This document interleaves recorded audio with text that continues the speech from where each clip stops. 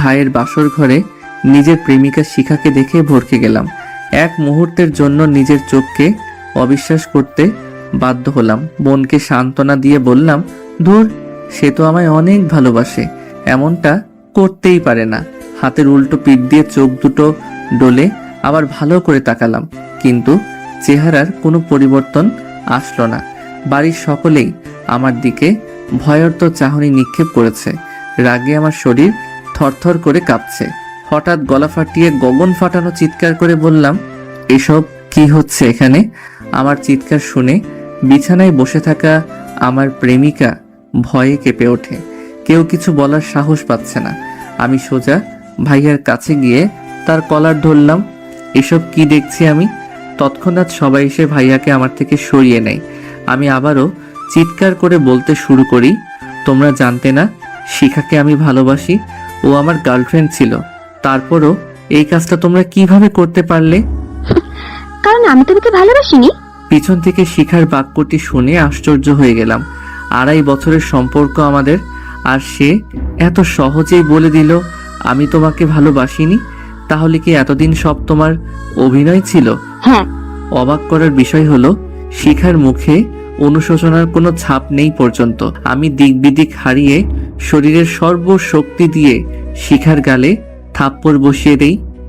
এতে সে বসা থেকে শুয়ে পড়ে।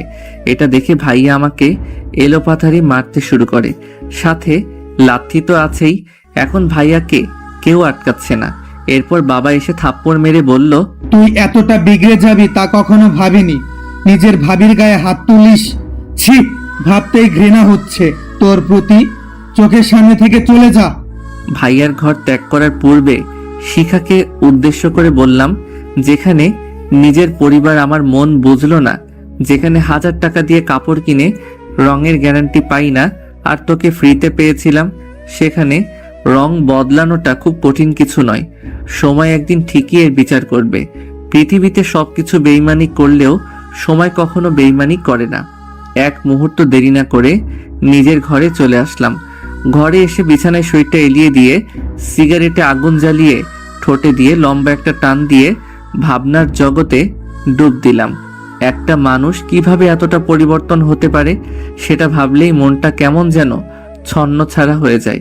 2.5 বছরের সম্পর্ককে সে কয়েকদিনেই ভুলে গেল। পুরনো দিনের কথাগুলো ভাবলেই ঠোঁটের কোণে হাসি চলে আসে।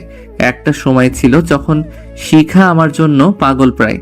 যে মানুষটা আমাকে ছাড়া এক মুহূর্ত থাকতে পারতো না, আজ সেই মানুষটাই আমাকে বলছে কিনা সে আমাকে ভালোবাসে না। আজ খুব করে মনে পড়ছে তার মিষ্টি মিষ্টি আবদারগুলো। রাত 2টোর সময় আমি যখন গভীর ঘুমে আচ্ছন্ন থাকতাম, তখন সে ফোন দিয়ে বলতো, মুগ্ধ, আমার খুব আইসক্রিম খেতে ইচ্ছে করছে, একটু এনে দাও না। তার সেই মিষ্টি সুরের আবদারগুলো আমি এড়িয়ে যেতে পারতাম না। এত রাতে সারাটা শহর ঘুরে হলেও তার জন্য আইসক্রিম কিংবা চকলেট নিয়ে যেতাম। সে যখন অসুস্থ থাকতো, গভীর রাতে গাছ বেয়ে উঠে তার বেলকনি দিয়ে তার ঘরে গিয়ে মাথায় হাত বুলিয়ে দিতাম। যখন সে বলতো আমার মন খারাপ, তখন ছুটে যেতাম তার কাছে রাতভর গল্প করতে। তাকে হারানোর ভয় যখন আমাকে এতটাই ভাবাতো, তখন সে আমাকে বলতো, তুমি একদম চিন্তা করো না, আমি তোমাকে ছাড়া কোথাও যাব না। আমি সারা জীবন তোমার বুকে মাথা রেখে ঘুমাতে চাই। আর আজ থেকে সেই মেয়েটাই কিনা আমার বড় ভাইয়ের বুকে ঘুমাবে। নিয়তির কি বিচিত্র খেলা। চাকরির ইন্টারভিউ দিতে কিছুদিনের জন্য ঢাকা গিয়েছিলাম। সেখানে থাকতে হয়েছে কিছুদিন। এই কয়দিনে ঠিক মতো কথা হয়নি শিখার সঙ্গে। আর এতটুকু সময়েই সে নিজেকে এতটা পরিবর্তন করতে গেল, মজে গেল আমার ভাইয়ের মোহে। আর মজবেই না বা কেন? কত বড় অফিসার সে, মাস শেষে লাখ টাকা উপার্জন করে, আর আমি তো একটা বেকার ছেলে। ঢাকা থাকা অবস্থায় শুনেছি ভাইয়ার বিক্রি। ভেবেছিলাম তারা হয়তো আমার আসা পর্যন্ত অপেক্ষা করবে, তারপর বিয়ে হবে। কিন্তু আমার পরিবারের কাছে আমি এতটাই অবহেলার পাত্র ছিলাম যে তারা আমার অনুপস্থিতিতে ভাইয়ার বিয়ে দেয়। তারা ভাবতো আমি থাকলে যদি কোনো সমস্যা বাঁধিয়ে ফেলতাম। ভাইয়া জানতো না যে আমি শিখাকে ভালোবাসতাম, কিন্তু মা বাবা তো জানতেন। হঠাৎ হাতে গরম কিছুর ছোঁয়া টের পেয়ে হাতের দিকে তাকালাম। সিগারেটটা পুড়ে শেষ হয়ে গেছে। ঘর থেকে বেরিয়ে ছাদে গেলাম। সেখানে আরো একটা সিগারেট ধরালাম। মনের সুখে সিগারেটের টান বসালাম। পৃথিবীতে সিগারেটই হচ্ছে একমাত্র খাবার যেটা মনের অতল গহ্বরে লুকিয়ে থাকা কষ্টকে টেনে হিচড়ে বের করে উড়িয়ে নিয়ে যায় নিজের সাথে, ঘুরে বেড়ায় পথহারা পথিকের মতো। এভাবে কয়েকটা সিগারেট শেষ করার পর বাড়ি থেকে বের হলাম। বাড়ির পাশে থাকা ব্রিজের উদ্দেশ্যে হাঁটছি আর সিগারেটের ধোঁয়া উড়াচ্ছি। কিছুক্ষণ সে কাঙ্ক্ষিত জায়গায় পৌঁছালাম। এই মুহূর্তে নিজের জীবনটাকে খেলনা মনে হচ্ছে। উদ্দেশ্য ব্রিজ থেকে লাফিয়ে আত্মহত্যা করব, কিন্তু ভিতরে ভিতরে অনেক ভয় করছে। এত দূর থেকে লাফ দিলে কি আদৌ বেঁচে থাকবো? পরক্ষণেই ভাবলাম, আরে আমি তো মরার জন্য লাফ দেব, তাহলে মৃত্যু নিয়ে চিন্তা করছি কেন? ইতিমধ্যে হাতে থাকা সিগারেটটাও শেষ হয়ে গেছে। পকেট থেকে সিগারেটের প্যাকেট বের করে দেখি সিগারেট শেষ। প্যাকেটটাকে মুখের সামনে তুলে ধরে বললাম, শেষে তুইও আমাকে ছেড়ে যাচ্ছিস? আর যাবি না বা কেন? যেখানে নিজের পরিবার পাশে রইল না, সেখানে তোকে কাছে পাওয়া বিলাসিতা মাত্র। এই পৃথিবীর সবাই স্বার্থপর রে। নিজের স্বার্থ হাসিল করে সবাই একা করে চলে যায়। দিন শেষে বেঈমানগুলোই সুখে থাকে আর কষ্টে মরে বোকা মানুষগুলো। আমরা যাকে নিজের থেকেও বেশি আপন ভাবি, একদিন সেই মানুষটাই পর করে চলে যায়। কেন এমন হয় বলতে পারিস? যা, তোকেও মুক্তি দিয়ে দিলাম বলেই প্যাকেটটা পানিতে ফেলে দিলাম। মুহূর্তে হারিয়ে গেল প্যাকেটটি। ভাবছি এভাবেই আমিও হারিয়ে যাব সবার আড়ালে। ব্রিজের রেলিং এর উপর দাঁড়িয়ে দিলাম লাফ। রাত 2টোর সময় অচেনা একটা মেয়ের হাতে থাপ্পড় খেয়ে আত্মহত্যার চিন্তা আপাতত মঙ্গল গ্রহে চলে গেছে। গালে হাত দিয়ে চিন্তা করছি আমাকে থাপ্পড় মারার কারণ। লাফ দিতেই যাচ্ছিলাম, তখনই কে যেন পা জড়িয়ে ধরে, তাই আর লাফ দেওয়া হয়নি। মেয়েটির দিকে ভালো করে তাকিয়ে দেখি কালো জিন্সের প্যান্ট, কালো হুডি, কালো একটা মাস্ক, হুডির টুপি মাথায় দেওয়া, সবকিছুই কালো। সামনে যে একটা মেয়ে দাঁড়িয়ে আছে সেটাই বোঝা যাচ্ছে না ঠিক মতো। আবার পাশে একটা কালো বাইকও রয়েছে। মেয়েটি আমার মুখের সামনে তুড়ি বাজিয়ে বলল, এই যে হ্যালো, বোবা হয়ে গেলেন নাকি? এইভাবে চুপচাপ কি দেখতেছেন? এতক্ষণে হুঁশ হলো আমার। তার আগে আমাকে বলেন, আপনি আমাকে মারলেন কেন? আত্মহত্যা করছিলেন তাই? জানেন আত্মহত্যা মহাপাপ? জানি, তবে আপনার সাহস দেখে অবাক না হয়ে পারলাম না। এত রাতে একা একটি মেয়ে হয়ে একটা ছেলেকে মারলেন। এখন যদি আমি আপনার কোনো ক্ষতি করি? মেয়েটি বোধহয় হাসলো। হাসির কি বললাম? আপনি হাসছেন? হাসার মতো কিছু বলেছি কি? আপনি বোবার মতো কথা বলেন।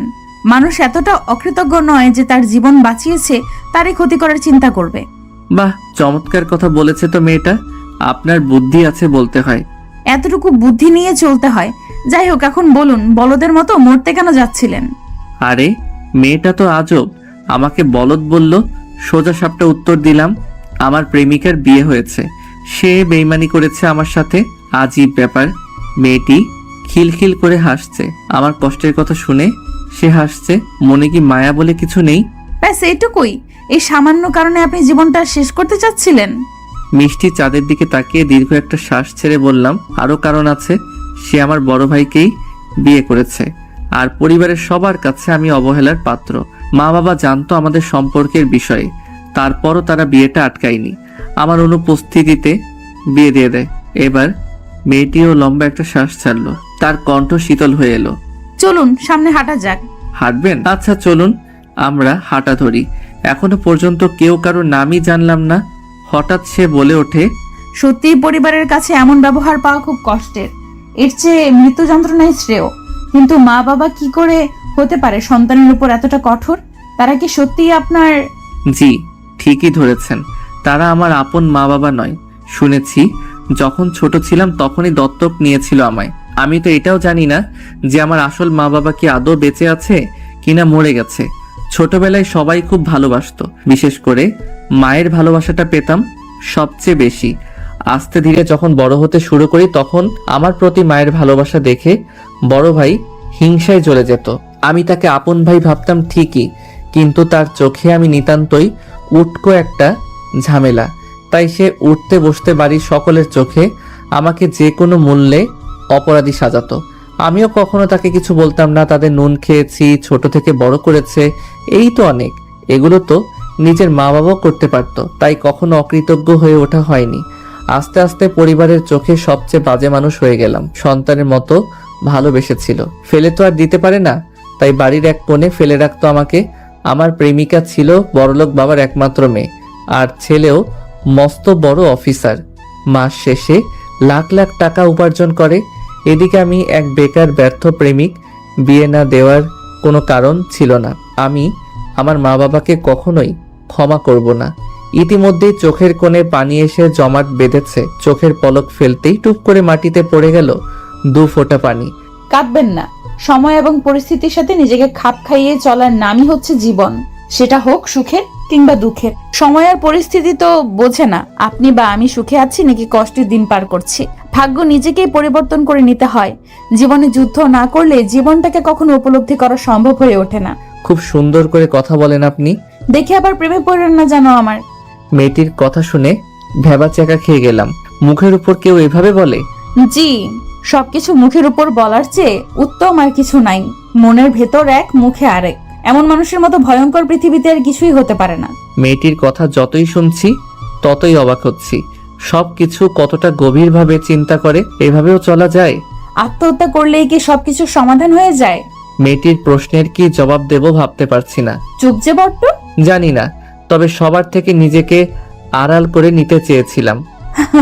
আপনি বড্ড বোকা। যার জন্য মরতে গেছিলেন সে কিন্তু একবারও আপনার জন্য চোখের পানি ফেলতো না। সে তো তার জন্য একটা পারফেক্ট জীবনসঙ্গী খুঁজছিল। সেটা পাওয়ার হয়ে গেছে, তাহলে সে কেন ভাববে তার অতীত নিয়ে? বেঈমানরা কখনো কাঁদে শুনেছেন? না। তাহলে বোকার মতো কেন মরতে বসেছিলেন? শক্তি রেখে যারা চলে তারা কখনো হারে না। ব্যর্থতা একটা পরীক্ষা মাত্র। স্বীকার করুন কি ঘাটতি রয়েছে, দেখুন, পূরণ করুন। যতক্ষণ না সফল হন শান্তির ঘুম ত্যাগ করুন, লড়াই করুন। সফলতা হেঁটে হেঁটে আপনার কাছে আসবে। আমরা যখন ছোট ছিলাম হাঁটার পথে 1000 বার হোঁচট খেয়ে পড়ে গেছি। তখন কি আমরা পড়েই ছিলাম? না, উঠে দাঁড়িয়ে আবারও হাঁটতে শুরু করেছি। তাই তো আজ এখন নিজে হাঁটতে পারি। তখন যদি চেষ্টা না করে ব্যর্থ হয়ে পড়ে থাকতাম তাহলে আজ সমাজের কাঁধে বোঝা হয়ে থাকতাম। চলতি পথে হোঁচট খেয়েছেন, ঘাবড়াবেন না, উঠে দাঁড়ান। দরকার হলে কিছুটা সময় বিশ্রাম নিয়ে আবার চলতে শুরু করুন। থেমে গেলে সফলতার দ্বারে পৌঁছাবেন কিভাবে? বেঈমানদের জন্য নিজেদের কষ্ট দেয় তো বোকারা। অন্যের জন্য নয়, নিজের জন্য বাঁচুন। বাঁচার জন্য লড়াই করুন। নিজেকে এমন ভাবে তৈরি করুন যাতে আপনাকে যারা অসফল দেখতে চায়, যারা আপনার কষ্টের কারণ, তারা যেন জ্বলে পুড়ে খাক হয়ে যায়। জানি না মেয়েটাকে, তবে তার অনুপ্রেরণার বার্তা পেয়ে খুব করে বাঁচতে ইচ্ছে করছে। স্বাদ জাগছে পুনরায় পৃথিবীটাকে জানবার। হ্যাঁ, আমি বাঁচবো, নিজের জন্য হলেও বাঁচবো। এইভাবে যদি সবাই ভাবতো তাহলে বিচ্ছেদের পর হয়তো মৃত্যুর হার বাড়তো না। আপনার মনটা ভীষণ খারাপ, চলুন আপনাকে নিয়ে একটু ঘুরে আসি, যদি মন ভালো হয়। মেয়েটি বাইকে উঠে স্টার্ট দিল। আমিও 7-5 না ভেবে উঠে পড়লাম। জানি না সে কোথায় নিয়ে যাচ্ছে, তবে ভালো লাগছে ভীষণ। আমি ভাবছি, প্রচুর ভাবছি। কি ভাবছি সেটাও জানি না, তবে ভাবতেও ভালো লাগছে। অগোছালো চিন্তাগুলোকে গুছিয়ে নিলাম খানিকক্ষণের মধ্যেই। হঠাৎ সে বাইক থামায়। ঝাঁকুনি খেয়ে ভাবনা থেকে বেরিয়ে এলাম। সামনে একটা ছোট্ট চায়ের দোকান। দুজনে নেমে দোকানের টঙে বসলাম। চাচা, কড়াক করে 2 কাপ চা দাও তো। তোমরা বইসা পড়ো, আমি দিতাছি। তাদের কথোপকথন শুনে বোঝার অবকাশ থাকে না তারা পূর্ব পরিচিত। দোকানদার চাচার চুল দাড়ি সব পেকে গেছে। সেও হয়তো দুনিয়ার বুকে এক যাযাবর। ঘরে বউ নাই, থাকলে কি আর এত রাতে দোকান খুলে বসতো? চাচার চা খেয়ে মুডটা ফ্রেশ হয়ে গেল। চাচা, চাটা কিন্তু অনেক সুন্দর হয়েছে। ঘটা করে কথাটি বললাম চাচাকে। হ্যাঁ তাই তো, প্রতি রাতে এখানে এসে চা খেয়ে যাই। এখন চায়ের টাকাটা দিন। মেয়েটির কথা শুনে আহম্মক হয়ে গেলাম। নিজে নিয়ে এসে চা খাইয়ে টাকা দিতে বলে। এত অবাক হওয়ার কিছু নেই। ভাবছেন আমি নিয়ে এসে টাকা কেন দিতে বলছি? ভেবে লাভ নেই, কারণ একটা ছেলের সামনে একটা মেয়ে বিল দেবে, এটা ছেলেটার জন্য সম্মানহানি থেকে কম না। বেশি কিছু না ভেবে চাচার দিকে 100 টাকার নোট বাড়িয়ে দিলাম। সে হাসছে। বাজান, আমার কাছে ভাঙতি নাই। বাকিটা দিতে হবে না চাচা, রেখে দিন। আবার হাঁটা ধরি। আচ্ছা, আমি না হয় প্রেমের ছাকা খেয়ে ব্যর্থ হয়ে মরতে এসেছিলাম, কিন্তু আপনি এত রাতে বাইরে কি করেন? মেয়েটি মুহূর্তের মধ্যেই উত্তর দিল, ওই যে নিজের জন্য বাঁচতে, সুখের খোঁজে ছুটে চলা এক গন্তব্যহীন পাখি আমি। মানে ঠিক বুঝলাম না। ছোটবেলায় মাকে হারাই, তারপর বাবা আমার দেখাশোনার জন্য একটা বিয়ে করে, কিন্তু সৎ মায়ের চোখে আমি সতই রয়ে গেলাম। বাবার অগোচরে আমার উপর অত্যাচার করত। বড় হওয়ার সাথে সাথে নিজেকে পরিবর্তন করে নিলাম। আপনার মতোই আমার জীবনটা। এখন আমিও আপনার মতো বাবার চোখে বাজে মেয়ে। তাদের কথা রাত বেরোতে ঘুরে বেড়াই, কোথায় না কোথায় নষ্টামি করি, তাই সারাদিন বাইরে ঘুরে বেড়াই। বাড়িতে গেলেই হাজারো প্যানপ্যানানি সহ্য করতে হয়, তাই শেষ রাতে বাড়ি ফেরা হয়। আমার সঙ্গী ওই বাইকটাই। যার মা নেই সেই বুঝে মা না থাকার কষ্ট। আল্লাহ পৃথিবীর সকল মাকে হাজার বছর বেঁচে থাকার তৌফিক দান করুন, আমিন। মেয়েটি আমাকে বাড়ির সামনে এসে নামিয়ে দিল। আজ সে আমাকে না বাঁচালে পৃথিবীর স্বাদটা হয়তো পেতামই না। আল্লাহ সঠিক সময় সঠিক জায়গায় সঠিক মানুষকে প্রেরণ করে, এটাই তার জীবন্ত উদাহরণ হয়ে থাকবে আমার মনে। আপনার সাথে দেখা হয়ে অনেক ভালো লাগলো। মেয়েটি মিষ্টি একটা হাসি দিয়ে বলল, ভালো থাকবেন আর নিজের খেয়াল রাখবেন। আজ আসি। এই বলে স্টার্ট দিল। আমি পিছু ডাক দিলাম। আমি মুগ্ধ। আপনি? সে একটু জোরেই বলল, উপমা হাসান রুহি। বলেই টান দিয়ে চলে গেল। বাহ, চমৎকার নাম, উপমা হাসান রুহি। কি মিষ্টি লাগে শুনতে। যেমন মিষ্টি মনের মানুষ তেমনি মিষ্টি তার নাম। সকালে শিখাকে উদ্দেশ্য করে বললাম, ভাবি আমাকে নাস্তা দাও, খুব ক্ষুধা পেয়েছে। বাক্যটি শুনে টেবিলে বসে থাকা সকলের চোখ ডিমের মতো বড় হয়ে গেছে। এক রাতেই গার্লফ্রেন্ডকে এত সহজে ভুলে গেল কি করে? এক রাতেই এতটা পরিবর্তন, বড্ড ভাবাচ্ছে বিষয়টা। আর শিখা তো আহমকের মতো হা করে তাকিয়ে আছে আমার দিকে। কি ব্যাপার ভাবি, এভাবে তাকিয়ে আছো কেন? আর তোমরা সকলে আমাকে এভাবে দেখছো কেন? আগে দেখোনি আমাকে? মা আমার মাথায় হাত দিয়ে বলল, তুই ঠিক আছিস তো মুগ্ধ? শরীর খারাপ করেনি তো? মায়ের কথা শুনে মনের ভিতর জ্বলতে থাকা বাতিটা কেন যেন নিভে গেল। যেই মা আগে কোনো বাক্য শেষ করার আগে বাবা শব্দটা জুড়ে দিত, আজ সেই মাই কিনা নাম নিয়ে ডাকে। মনটাকে শক্ত রেখে বললাম, আমি সম্পূর্ণ ঠিক আছি। আর তোমরা এমন বিহেভিয়ার করছো কেন সেটাই তো বুঝে উঠতে পারছি না।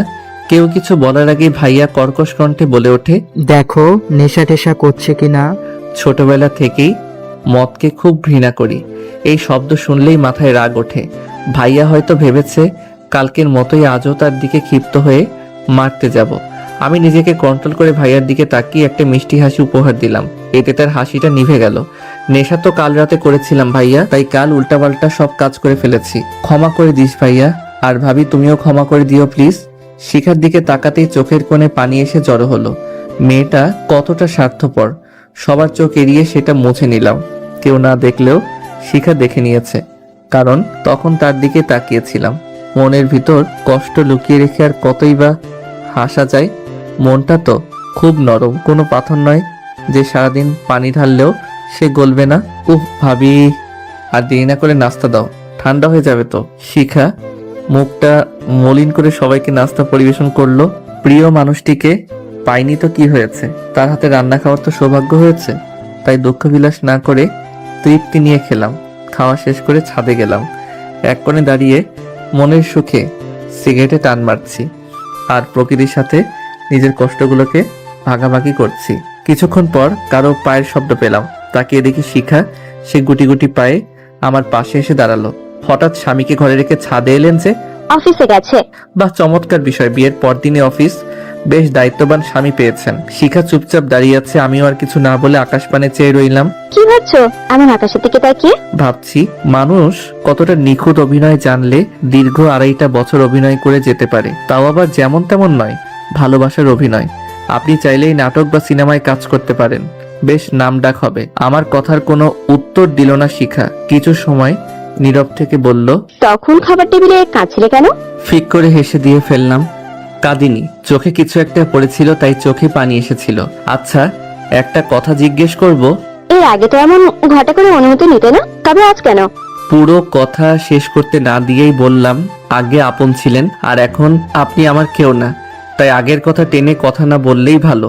যাই হোক বলেই ফেলি, আমি আসলে জানতে চাচ্ছি আমার সাথে প্রতারণা করার কারণটা কি? এমন অপরাধ করেছিলাম যার জন্য এই ভয়ঙ্কর শাস্তি দেওয়া হলো? সবকিছু তোমার ভাইয়ের কথাই করেছি। চমকে উঠলাম কথাটি শুনে। তার মানে এটাতেও ভাইয়ার হাত রয়েছে? মানে? তোমার ভাইয়ের সাথে আমার রিলেশন 3 বছরের। একদিন হঠাৎ তোমার ভাইয়া আমাকে বলে তোমার জন্য নাকি মা তাকে ভালোবাসেনি, সব ভালোবাসা তুমি একাই পেয়েছো, এমনকি সব সম্পত্তি তোমার নামেই করে দেবে। তাই সে তোমার সাথে আমাকে ভালোবাসার নাটক করতে বলে, তাই আমিও তার কথায় রাজি হয়ে যাই। শিখার কথা শুনে বেশ পাগলের মতো হাসতে ইচ্ছে করছে, হেসেও ফেললাম। তুমি হাসছো? কাল দিন পর্যন্ত খুব অহংকার করে বলতে পারতাম আমার একটা আপন মানুষ ছিল, কিন্তু আজ যে সম্পূর্ণ একা হব এটা ভাবিনি কখনো। এখন থেকে আমি শুধুই আমার। তোমার কথা ঠিক মানে বুঝলাম না। হ্যাঁ, তোমার শ্বশুর শাশুড়ি আমার নিজের মা বাবা নয়, দত্তক নিয়েছিল। ছোটবেলায় ভালোবাসতো ঠিকই, কিন্তু এখন আমি তাদের কাছে ডাস্টবিনের আবর্জনা, আর বাকি রইল সম্পত্তি। আরে, যেখানে আপন মানুষগুলো দূরে ঠেলে দেয়, সেখানে তার থেকে বড় কষ্টের আর কি হতে পারে? সম্পত্তি দিয়ে কি হবে যদি মনেই সুখ না থাকে? জানো শিখা, এই পরিবার থেকে যখন অবহেলা পাচ্ছিলাম, তখন হুট করে তুমি আমার জীবনে অনুপ্রবেশ করলে, আর তারপর আস্তে আস্তে তুমি নিজেই ভালোবাসার হাত বাড়িয়ে দিলে। তখন আমি আবার নতুন একটা পৃথিবী সাজাতে ব্যস্ত হয়ে পড়লাম। সবাই যখন আমাকে তাদের দ্বার থেকে তাড়িয়ে দিল, তখন শেষে এসে তোমার দ্বারে দাঁড়ালাম। তুমি দরজাটা খুললে ঠিকই, হাতটাও বাড়িয়ে দিলে, কিন্তু শেষ মুহূর্তে এসে মুখের উপর দরজাটা বন্ধ করে দিলে। এখন আর আমার পৃথিবীতে কেউ রইল না।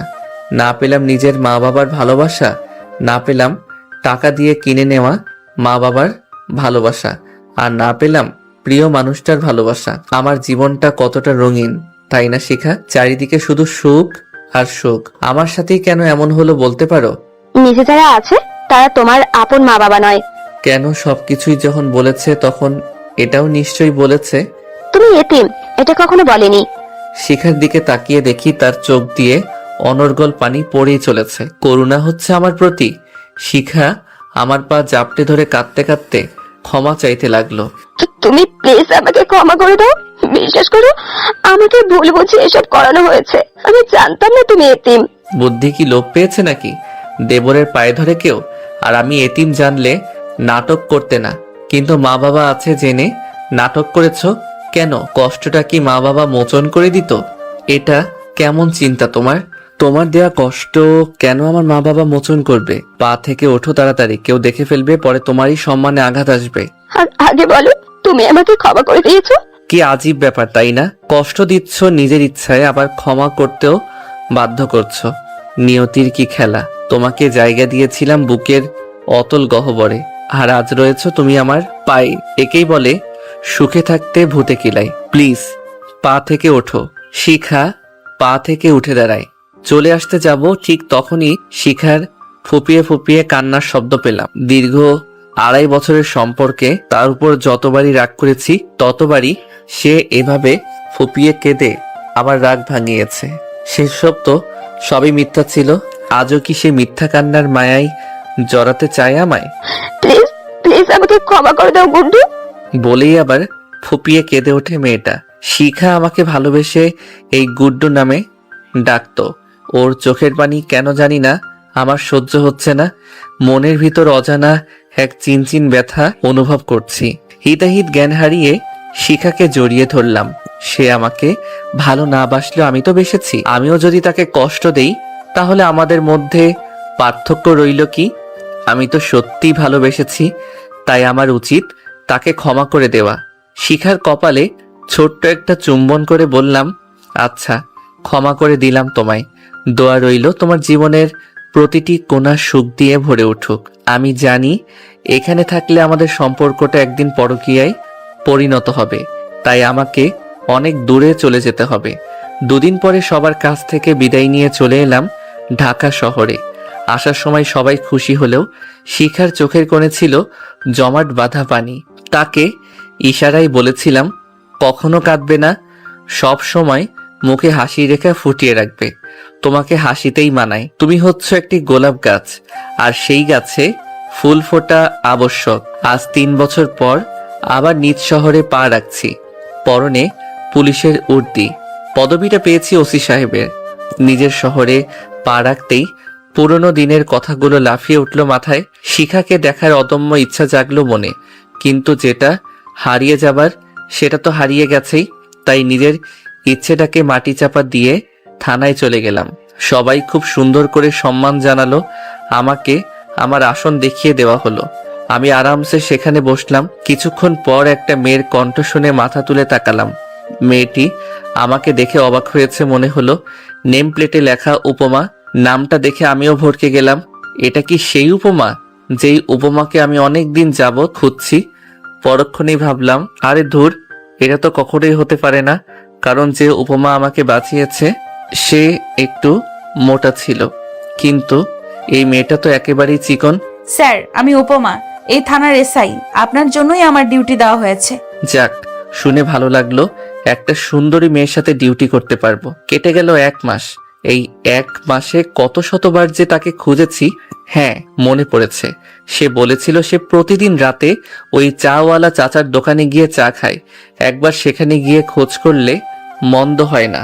গেলাম রাত 2টোর সময়, কিন্তু হতাশ হওয়া ছাড়া উপায় ছিল না। দোকান খোলা ছিল ঠিকই, কিন্তু উপমা নেই।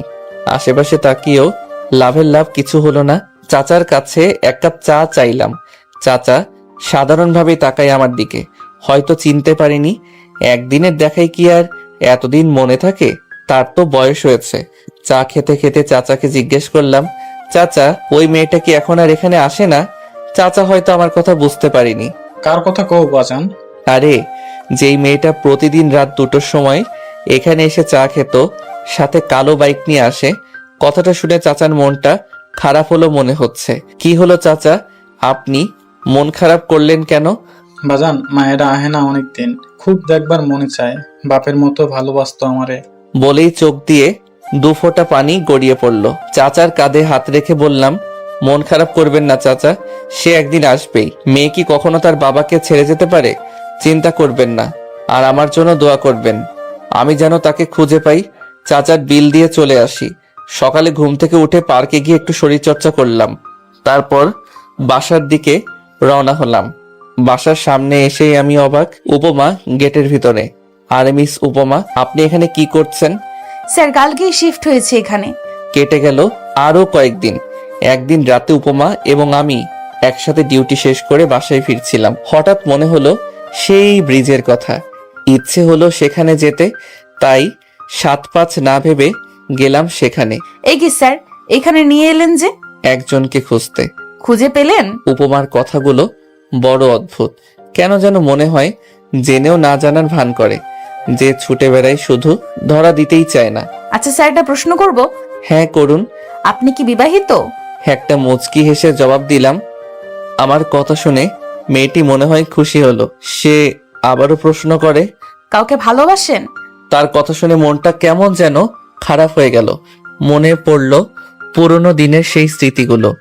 একটা দীর্ঘশ্বাস ছেড়ে বললাম, একজনকে ভালোবাসতাম, কিন্তু সে আমাকে ছেড়ে চলে গেছে তার সুখের ঠিকানায়, যেখানে গেলে সে ভালো থাকবে। এখন আর কাউকে ভালোবাসেন না? সেদিকে আর পা বাড়ানো হয়নি, তবে একজনকে খুব করে অনুভব করি। অদ্ভুত বিষয় হলো সেই মেয়েটির নামও উপমা। আপনার এক্সকে খুব ভালোবাসতেন? বাদ দিন না, সে সুখে আছে, এই তো অনেক। আমার ভালোবাসা পূর্ণতা পায়নি তো কি হয়েছে? সে সুখী হলেই হলো। তাকে তো আমি আমার সাথে সুখী দেখতে চেয়েছিলাম, আর সে সুখেই আছে। শুধু মানুষটাই আলাদা, এতে ক্ষতির কি? আমার কথা শুনে মেয়েটি একটা লম্বা শ্বাস ছাড়লো। তারপর আবার কি হলো? উপমা হেসে দেয়। ভাবছি স্যার। কি ভাবছেন? আপনি মানুষটা বড় অদ্ভুত। সাধারণ মানুষ তার প্রেমিক বা প্রেমিকাকে হারালে বা ছেড়ে গেলে অনেক অভিশাপ দেয়, কিন্তু আপনি পুরোই তার উল্টো। হা হা হা, বাদ দিন। আর একটা কথা বলি, এটা থানা নয় যে বারবার অনুমতি নিতে হবে। সেটা বললেই হয়। এত ঝাঁজ দিয়ে কথা বলেন কেন? আরে উপমা আমার সাথে রেগে কথা বলছে, সাহস তো কম নয়। আপনার সাহস তো কম নয়, আমার সাথে রেগে কথা বলেন। এত বড় সাহস কে দিল আপনাকে? উপমা তার মুখটা একদম আমার কাছে এনে বলে, এটা থানা নয় যে আপনাকে ভয় পেয়ে কথা বলবো। বাপরে, মেয়ে তো একেবারে আগুন। এসআই হয়ে ওসিকে ফাপড় দেয়। আমার নাম থাকলো। যাই হোক, বলে ফেলি, আপনি যাকে অনুভব করেন তাকে যদি খুঁজে পান তাহলে কি করবেন? একেবারে বিয়ে, যদি সে রাজি হয়। উপমা মনে হয় আমার কথা শুনে খুশি হলো। এটা ভালো বলেছেন। প্রিয় মানুষকে হারিয়ে যেতে দিতে নেই। একবার হারিয়ে গেলে সারা জীবন আফসোস নিয়ে কাটাতে হয়। নিয়তি বড় অদ্ভুত। কেউ কি আর ইচ্ছে করে তার প্রিয় মানুষটিকে হারায়? তারা নিজের রং বদলিয়ে নতুন রঙের ছোঁয়ায় ডুবে যায়, হারিয়ে যায় সেই রঙের অতল গহ্বরে। জীবনটাই কেটে গেল কষ্টের সাগরে ভেসে। সব সয়ে গেছে। কষ্ট পাবেন না। জীবন এমন এক মুহূর্ত আসবে, তখন শুধু সুখ আর সুখ। দেখবেন একদিন সুখের রাজ্যে ভাসছেন। কারণ দুঃখের পরেই আসে সুখ। দুঃখ তো একটা পরীক্ষা মাত্র। আপনার কথাগুলো খুব পরিচিত মনে হচ্ছে। হতেও পারে। আচ্ছা, সেই মেয়েটা যদি দেখতে কুৎসিত হয় তবুও তাকে বিয়ে করবেন? চেহারা দিয়ে আর কি করব? যদি মনটাই হয় বিষাক্ত, সে কুৎসিত হোক না সুন্দর, এতে আমার আসে যায় না। তার মনটা অনেক সুন্দর। একটা মানুষ কতটা ভালো হলে একজনের প্রাণ বাঁচিয়ে তাকে বাঁচতে শেখায়। সে আর যাই হোক, আর 5টা মেয়ের মতো বেইমান হবে না। যদি সে কুৎসিত হয় তাহলে আমার জন্য ভালোই হবে। উপমা অবাক হলো শেষের কথাটি শুনে। কুৎসিত হলে ভালো হবে কেন? কেননা আজকের দিনে পরকীয়া এতটাই বৃদ্ধি পেয়েছে, আর এগুলো সুন্দরী মেয়েরাই করে বেশি। আর বিশেষ করে বউকে নিয়ে বাইরে বের হলে রাস্তার কিছু কুকুরের বাজে নজরে যেতে হয়। কুৎসিত হলে কেউ সেভাবে তাকাবে না। আপনার কথা শুনে ভালো লাগলো। আচ্ছা, আপনি যদি তাকেও না পান তাহলে কি আবারও আত্মহত্যা করবেন? উপমার কথা শুনে অবাকের চরম পর্যায়ে পৌঁছে গেলাম। আমি যে আত্মহত্যা করতে চেয়েছিলাম সে জানলো কিভাবে? আমি তো তাকে কখনো বলিনি। আপনি এসব জানলেন কিভাবে? বলছি একটু অপেক্ষা করুন, আমি আসছি। আর যতক্ষণ না আসছি ততক্ষণ এখান থেকে এক পাও সরবেন না, না হলে পা ভেঙে হাতে ধরিয়ে দেব। এই বলে গাড়ি নিয়ে চলে গেল। বুঝলাম না হঠাৎ তার কি হলো। মেয়েটি আজ বড় অদ্ভুত আচরণ করছে। দাঁড়িয়ে রইলাম। কিছুক্ষণ পর বাইকের শব্দ শুনলাম। পিছনে তাকিয়ে দেখি সেই পুরনো দিনের মেয়েটি।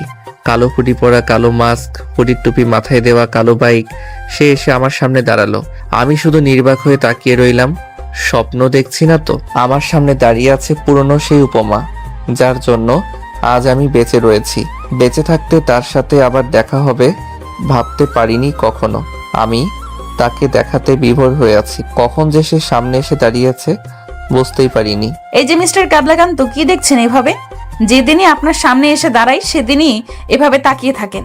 কি ঘটনা বলুন তো? ভালো টালো বাসেন নাকি? আমি তার প্রশ্নের কোনো জবাব না দিয়ে উল্টো প্রশ্ন করলাম, এতদিন কোথায় ছিলেন জানেন? পাগলের মতো খুঁজছিলাম আপনাকে, শুধু একবার দেখব বলে। একটা অচেনা অজানা মেয়েকে খুঁজছেন, তাও আবার পাগলের মতো? কেন? জানি না কেন, তবে আপনাকে দেখার জন্য মনটা আমার দেউলিয়া হয়ে গেছে।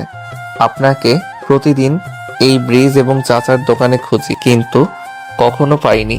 কিন্তু আজ আপনি আমার সামনে, সবকিছু কেমন যেন স্বপ্নের মতো লাগছে আমার। স্বপ্ন দেখতে হবে না, আমি বাস্তবে আপনার সামনে দাঁড়িয়ে আছি। বলেন তো, আমাকে কেন খুঁজছিলেন পাগলের মতো? হাত দুটো মুঠো করে ব্রিজের রেলিং এর উপর রেখে আকাশ পানে তাকালাম। আমি জানি না কেন খুঁজছিলাম আপনাকে, তবে খুব করে খুঁজছিলাম। আপনাকে খুঁজতে আমার ভালো লাগে। কারণটা কি শুধুই ভালো লাগার? মেয়েটির দিকে একবার তাকিয়ে আবার চোখ ফিরিয়ে নিলাম। জানা নেই। আচ্ছা, আজ তাহলে আসি। বেঁচে থাকলে আবার দেখা হবে কোনোদিন। মেয়েটির যাওয়ার কথা শুনে হঠাৎ আমার হাসি মুখটা মলিন হয়ে গেল। এতদিন পর খুঁজে পেয়েও আবার হারিয়ে ফেলবো তাকে। সে চলে যাওয়ার জন্য পিছু ফিরে হাঁটা ধরলো। শুনুন, পিছু ডাক শুনে আবার আমার কাছে চলে এলো। যাবেন না প্লিজ? সে চোখ দুটো ছোট ছোট করে বলল।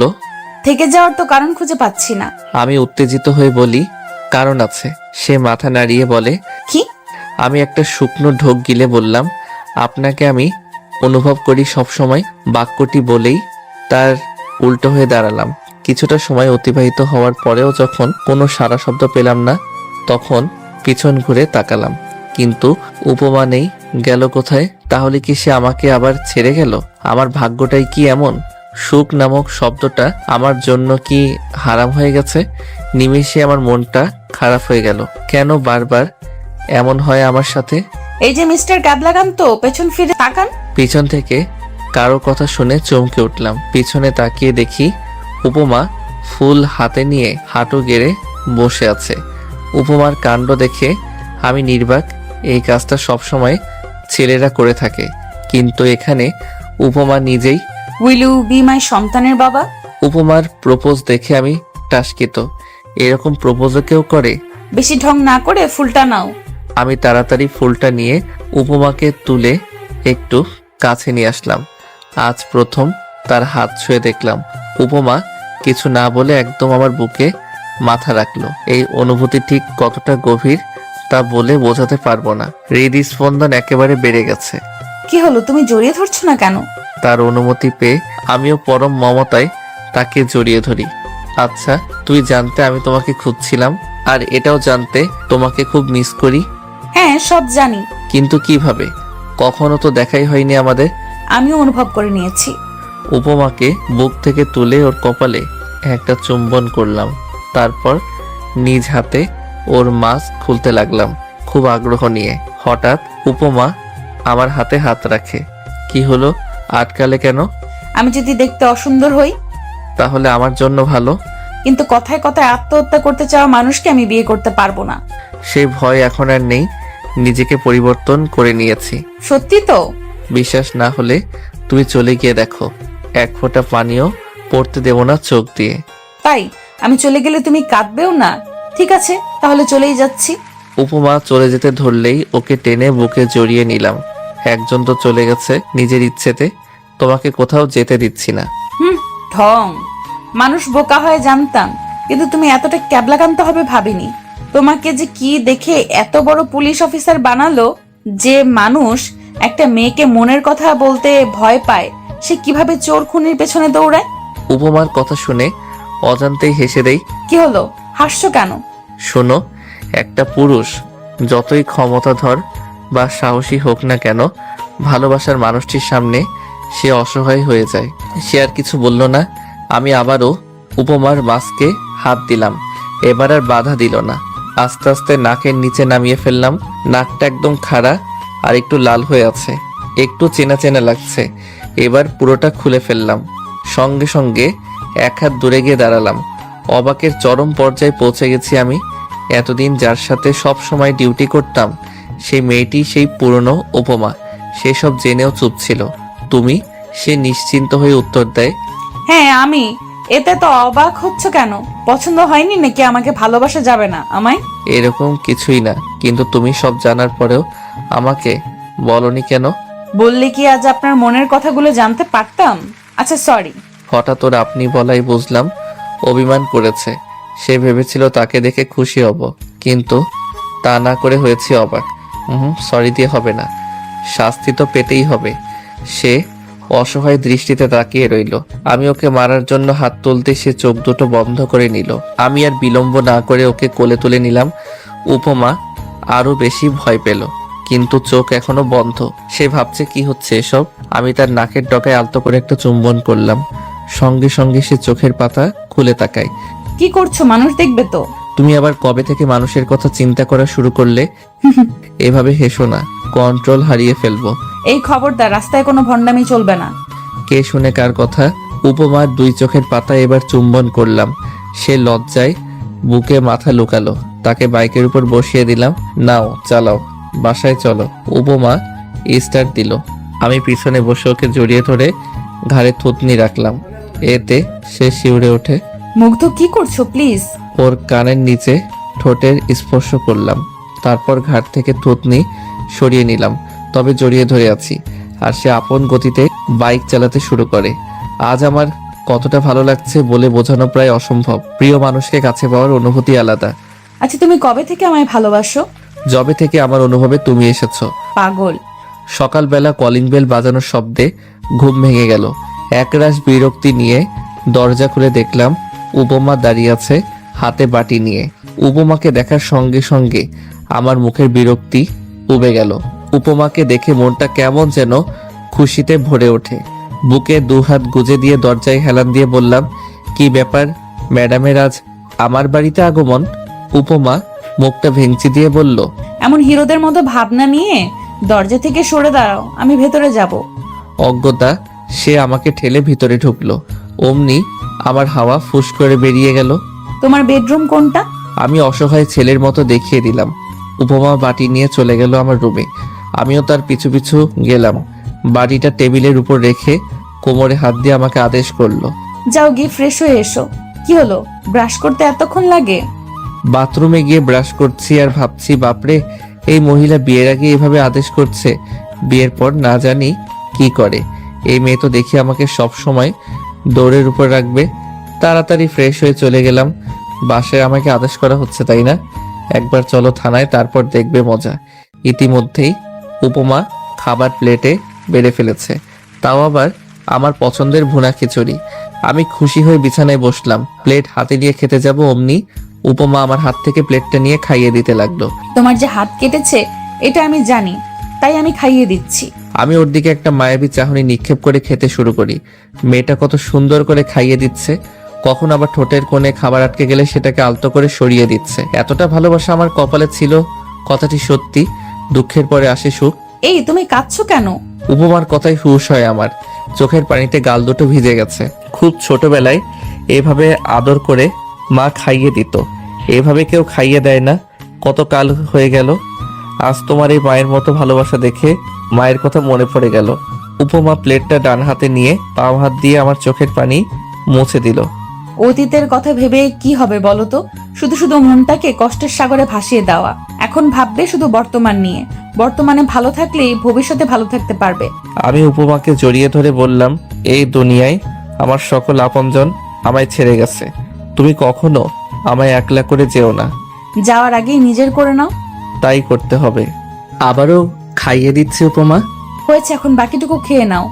খুব ভালো লাগছে উপমার হাতে খেতে। যেমন মিষ্টি মেয়ে, তেমনি ওর হাতের রান্নাও অতুলনীয়।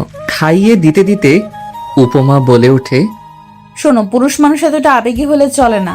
পুরুষদের হতে হয় কঠোর, না হলে যে কেউ মন নিয়ে খেলা করবে। খাওয়া শেষ করে উপমা ওঠার সময় বলে, একটা কথা বলি, রাগ করবে না তো? বলো, রাগ করবো না। কাল আমি ইচ্ছে করে তোমার হাত কেটে দিয়েছি যাতে তোমাকে খাইয়ে দিতে পারি। বলেই উপমা পালাতে চাইলেও পারল না। ওর বাম হাত ধরে হ্যাচকা টান দিয়ে বুকের সাথে মিশিয়ে নিলাম। প্লেটটা মেঝেতে পড়ে গিয়ে ভেঙে একাকার। আমার সাথে শয়তানি, তাই না? এবার দেখাচ্ছি মজা। বলেই উপমার ঠোঁটের কাছে নিজের ঠোঁট দুটো নিয়ে গেলাম একদম কাছাকাছি। দুজনার নিঃশ্বাস বাড়ি খাচ্ছে ঠোঁটের উপর। মুগ্ধ, কি করছো? আমার হাত কেটে দেওয়ার মজা বোঝাবো। প্লিজ কিছু করো না। আমি কোনো কথা না বলে ওকে কিস করব, তখনই উপমা ওর হাত চার ঠোঁটের মাঝখানে নিয়ে আসে। তারপর আমাকে বিছানায় ধাক্কা দিয়ে দৌড়ে পালাতে গেলেই প্লেটের ভাঙা টুকরো ওর পায়ে বেঁধে যায়। উপমা হালকা আহ বলে চিৎকার করে মেঝেতে বসে পড়ে। উপমার চিৎকার শুনে আমি ধরফড়িয়ে উঠি। তাড়াতাড়ি উপমার কাছে গিয়ে কোলে তুলে নিয়ে বিছানায় বসিয়ে দিলাম। তারপর ফার্স্ট এইড বক্স এনে মেঝেতে হাঁটু গেড়ে বসি। কাচের অনেকটা অংশই ঢুকে গেছে পায়ে। এটা যদি এমনি এমনি বের করতে যাই তাহলে উপমা পুরো বাড়ি মাথায় তুলে ফেলবে চিৎকার করে। তাই প্রথমে কাজটাকে ভালো করে ধরলাম, তারপর এক হাত দিয়ে উপমার গলা জড়িয়ে ধরে ওর ঠোঁটে আমার ঠোঁট দুটো গভীরভাবে ডুবিয়ে দিলাম।